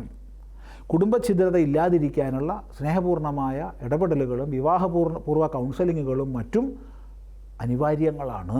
ഇത് സന്യാസി നിശ്ചയിക്കുകയല്ല, സമാജത്തിന് മെസ്സേജ് കൊടുക്കുകയാണ്. സമാജം സ്വീകരിക്കേണ്ടത് സ്വീകരിക്കാം. അതുപോലെ വിദ്യാസമ്പന്നരായ കുട്ടികളെ വിദേശ രാജ്യങ്ങളിലേക്ക് പറഞ്ഞയക്കാൻ മാത്രം ലക്ഷ്യം വെക്കരുത്. വിദേശ രാജ്യത്ത് പോകണ്ടെന്ന് പറഞ്ഞിട്ടില്ല. അതിന് മാത്രം ലക്ഷ്യം വെച്ചുകൊണ്ട് രക്ഷിതാക്കൾ പഠിപ്പിക്കരുത്. എല്ലാ നിലയ്ക്കും ഉയർന്ന വ്യവസായ സംരംഭകത്വം ഇവിടെ വളർത്തുകയാണ് വേണ്ടത്. അതുപോലെ ഗുരുപദേശത്തിന് അനുസൃതമല്ലാത്ത ഹിംസായുക്തങ്ങളായ കർമ്മങ്ങൾ ഇല്ലാതാക്കണം. എന്ന് വെച്ചാൽ ഗുരുപദേശം അനുസരിച്ചുള്ള ഹിംസാകർമ്മങ്ങളെ എതിർത്തിട്ടില്ല. അത് പ്രത്യേകം ശ്രദ്ധിക്കണം. ബലി കൊടുക്കേണ്ടടുത്ത് ബലി കൊടുക്കണം, വേണ്ടെന്ന് പറഞ്ഞിട്ടില്ല. പക്ഷേ ഗുരുപദേശത്തിന് വിരുദ്ധമായിട്ട് അത്യാചാരം ചെയ്യരുത്. അതുപോലെ തന്നെ ശാസ്ത്രീയമല്ലാത്ത തൂക്കം തുടങ്ങിയവ നിരോധിക്കണം. അവിടെയും ശാസ്ത്രീയമായെന്ന് വാക്ക് പറഞ്ഞിട്ടുണ്ട്. ഇപ്പോൾ ഞാനൊരു ഭഗവതിയുടെ മുമ്പിൽ അല്ലെങ്കിൽ ഭഗവാന്റെ മുമ്പിൽ സ്വയം നേർച്ച നേർന്ന് ഞാൻ തൂങ്ങി, അത് വേറെ ആൾക്ക് എതിർക്കേണ്ട ആവശ്യമില്ല. പക്ഷേ ഞാൻ നേർന്നിട്ട് പാവപ്പെട്ട ഒരുത്തനെ പിടിച്ച് തൂക്കുക എന്ന് പറഞ്ഞാൽ ശരിയല്ല, അത് അംഗീകരിക്കാൻ പറ്റില്ല. ഇങ്ങനെ അനേക വിഷയങ്ങൾ പറഞ്ഞ കൂട്ടത്തിലാണ് അതിനേക്കാൾ പ്രധാനമാണ് നിത്യ ആചരണങ്ങൾ നമ്മുടെ ഗൃഹങ്ങളിൽ ഉണ്ടായിരിക്കണം. നാമജപം, മന്ത്രജപം തുടങ്ങിയവ, ശാസ്ത്ര സ്വാധ്യായം തുടങ്ങിയവ, ഇങ്ങനെ അനേക വിഷയങ്ങൾ പറഞ്ഞ കൂട്ടത്തിൽ ഒരു വിഷയമായിരുന്നു ക്ഷേത്രങ്ങളിൽ മേൽവസ്ത്രം നിരോധിക്കുക എന്നുള്ളത് ഉണ്ടാവരുത്. മേൽവസ്ത്രം ഉപയോഗിക്കാനുള്ള സ്വാതന്ത്ര്യം കൊടുക്കണം എന്നുള്ളത്. പക്ഷെ നമ്മുടെ മാധ്യമങ്ങൾ ഈ ഒറ്റ വിഷയം മാത്രം ഉയർത്തി കാണിച്ചു. കാരണം അവർക്കറിയാം കൃത്യമായിട്ട് ഇത് മാത്രം ഉയർത്തി കാണിച്ചാൽ ഹിന്ദു സമൂഹം രണ്ട് തട്ടിലായിട്ട് കലഹിക്കും എന്നുള്ളത് അറിയാം. എന്നാൽ എന്താണ് ഈ വിളംബരത്തിലെ മറ്റ് വിഷയങ്ങളെന്ന് അന്വേഷിക്കുക പോലും ചെയ്യാതെ ഉടനെ ചാടി വീണ് വിമർശിക്കാൻ തുടങ്ങി. ഇവിടെ നമ്മൾ പ്രത്യേകം മനസ്സിലാക്കേണ്ടത്, എത്രയോ കാലങ്ങളായി ഹിന്ദു സമാജത്തിന് വേണ്ടി പ്രവർത്തിച്ചു കൊണ്ടിരിക്കുന്നവരായ ഈ സന്യാസിമാർ ഒത്തൊരുമിച്ച് ഈ ഒരു വിഷയം ആലോചിച്ച് ചർച്ച ചെയ്യില്ലാന്ന് സാമാന്യ ബുദ്ധി ഉപയോഗിക്കുന്നവർക്കറിയില്ലേ? പക്ഷെ അതുപോലും ഇല്ലാതെ ഇപ്പോൾ സന്യാസിയെ സംബന്ധിച്ച് അവർക്ക് മാനാപമാനങ്ങൾക്ക് പ്രശ്നമൊന്നുമില്ല, തുല്യമാണ്. പക്ഷേ അരുതാത്ത വാക്കുകളെ ഉപയോഗിച്ചൊക്കെ പറഞ്ഞാൽ അത് ദോഷമല്ലേ? അങ്ങനെ വരെ പരാമർശങ്ങളുണ്ടായി. അതുകൊണ്ടാണ് ഇപ്പോഴും അത് നടന്നതുകൊണ്ടാണ് സ്വാമിജിയെ ക്ഷണിച്ച് ഒന്നുകൂടി ഈ കാര്യത്തിലൊരു വ്യക്തത വരുത്തണമെന്ന് CDTV തീരുമാനിച്ചത്. സന്തോഷം, നല്ലതാണ്, നന്നായി. അതുകൊണ്ട് ഇത്രയും തുറന്ന് സംസാരിച്ചുല്ലോ. കേരളത്തിലെ സന്യാസി മഠങ്ങൾ കേന്ദ്രീകരിച്ച് ഇപ്പോൾ സ്വാമിജി നേതൃത്വം നൽകുന്ന അദ്വൈതാശ്രമമാവട്ടെ മറ്റാശ്രമങ്ങളാവട്ടെ, അത് ചെയ്യുന്ന സേവാപ്രവർത്തനങ്ങളെയൊക്കെ കുറിച്ച് എന്തെങ്കിലും അറിയുമായിരുന്നെങ്കിൽ അവരിത് പറയുമായിരുന്നില്ലല്ലോ. അതെ, അറിയാൻ ശ്രമിക്കുക എന്നുള്ളതാണ് മുഖ്യം. ഇപ്പോൾ കേരളത്തിൽ നമ്മൾ മനസ്സിലാക്കേണ്ടത്, ഏത് പ്രകാരം നോക്കിക്കഴിഞ്ഞാലും അന്ധകാരാവൃതമായ ഒരു സ്ഥിതിവിശേഷം ഉണ്ടായത് വേദത്തിൽ നിന്ന് നമ്മൾ അകന്നു പോയത് കൊണ്ടാണ്. ആ അന്ധകാരത്തിൽ നിന്ന് സമാജത്തെ ഉദ്ധരിക്കാൻ പരിശ്രമിച്ചത് വേദജ്ഞന്മാരാണ്. ഇപ്പോൾ ചെറിയ ഉദാഹരണത്തിന് വേദഗുരുവായ സദാനന്ദ സ്വാമികൾ, അല്ലെങ്കിൽ തൈക്കാട്ടയ്യാവ്, ചട്ടമ്പിസ്വാമി തിരുവടികൾ, ശ്രീനാരായണ ഗുരുദേവൻ, ശുഭാനന്ദ ഗുരുദേവൻ, ശ്രീരാമകൃഷ്ണദേവൻ്റെ നേരെ ശിഷ്യനായിരുന്ന നിർമ്മലാനന്ദ സ്വാമികൾ, ഇങ്ങനെ പറഞ്ഞു കഴിഞ്ഞാൽ ഒരു പരമ്പരയായിട്ട് വരും. ആ മഹാപുരുഷന്മാർ ചെയ്ത പ്രവർത്തനത്തിൻ്റെ ഫലമായിട്ടാണ് അന്ധകാരത്തിൽ നിന്ന് നമ്മൾ ഉയർന്നത്. അല്പമെങ്കിലും ഭ്രാന്താലയ സദൃശമായ അവസ്ഥയിൽ നിന്ന് തീർത്ഥാലയ സദൃശമായ ഒരവസ്ഥയിലേക്ക് കേരളത്തെ എത്തിക്കുന്ന ഒരു പരിശ്രമം അങ്ങനെയാണ് ആരംഭിച്ചത്. അവിടെ നിന്ന് ഇങ്ങോട്ട് നോക്കിക്കഴിഞ്ഞാൽ ഇന്ന് തന്നെ എത്ര സന്യാസിമാരല്ലാത്തവർ ധാരാളം ചെയ്യുന്നുണ്ട്, ഇല്ലെന്നല്ല പറഞ്ഞത്. പക്ഷെ സന്യാസിമാരും മറ്റും നമ്മുടെ സാമാജിക ഉദ്ധാരണത്തിന് വിദ്യാഭ്യാസ മേഖലയിലാവട്ടെ മറ്റ് മേഖലയിലാവട്ടെ ചെയ്യുന്ന സേവനങ്ങൾ എത്രയാണ്. ശ്രീരാമകൃഷ്ണ പ്രസ്ഥാനങ്ങളെ നോക്കൂ, മാതാ അമൃതാനന്ദമയി മഠത്തിൻ്റെ പ്രസ്ഥാനങ്ങളെ നോക്കൂ, ചിന്മയ മിഷൻ്റെ പ്രസ്ഥാനങ്ങളെ നോക്കൂ, ശുഭാനന്ദ ഗുരുദേവൻ്റെ പേരിലുള്ള പ്രസ്ഥാനങ്ങളെ നോക്കൂ. ഇങ്ങനെ പേരെടുത്ത് പറയുമ്പോൾ പലരും വിട്ടുപോകും. ഇതെല്ലാം ചേർന്ന് ഉണ്ടാക്കുന്ന ആ ഉയർച്ചയും ഉണർച്ചയും കാണാതിരിക്കരുത്. ഇതാണ് പ്രധാനമായിട്ട് പറയാനുള്ളത്. അതുപോലെ നമ്മളും ചെറിയൊരു പങ്ക് അതിൻ്റെ മധ്യത്തിലൂടെ ചെയ്ത് കടന്നു പോവുകയാണ്. സ്വാമിജി, വളരെ സന്തോഷം. CTVയുടെ ക്ഷണം സ്വീകരിച്ച് ഇവിടെ വരികയും ഈ കാര്യങ്ങൾ ഇതുപോലെ വിശദീകരിച്ച് തരികയും ചെയ്തതിന് നമ്മുടെ സമാജത്തോട് പറയാനുള്ളത് ഒരു കാര്യമാണ്. നേരത്തെ ശങ്കരാചാര്യസ്വാമികളുടെ കാര്യം വെച്ചിട്ടായാലും ചരിത്രകാരനായ ടോയൻബിയുടെ കാര്യം വെച്ചിട്ടായാലും നമ്മൾ പറഞ്ഞു, സമാജത്തിലുണ്ടാകുന്ന വിഭജനം ദൗർബല്യത്തിലേക്ക് നയിക്കുകയും അത് സർവനാശത്തിലേക്ക് നമ്മെ കൊണ്ടെത്തിക്കുകയും ചെയ്യും. അതുകൊണ്ട് ഇതുപോലുള്ള ആചാര്യന്മാരുടെ വാക്കുകളെ കൃത്യമായിട്ട് അപഗ്രഥിച്ച് ശ്രദ്ധിച്ച് പഠിച്ച് സമാജത്തിൽ ഐക്യമുണ്ടാക്കണം. അങ്ങനെ സമാജത്തെ നമുക്ക് മുന്നോട്ട് നയിക്കണം. അങ്ങനെ സർവ ഐശ്വര്യവും നമുക്ക് സമാജത്തിന് ഉണ്ടാക്കണം. അതിന് ആചാര്യന്മാരുടെ അനുഗ്രഹം നമുക്ക് എപ്പോഴും ഉണ്ട്. നമ്മളുടെ പ്രവൃത്തി കൂടി അതിൻ്റെ കൂടെ ഉണ്ടാവണമെന്ന് മാത്രം CDTV ആവശ്യപ്പെടുന്നു. എല്ലാവർക്കും വളരെ നന്ദി, സന്തോഷം.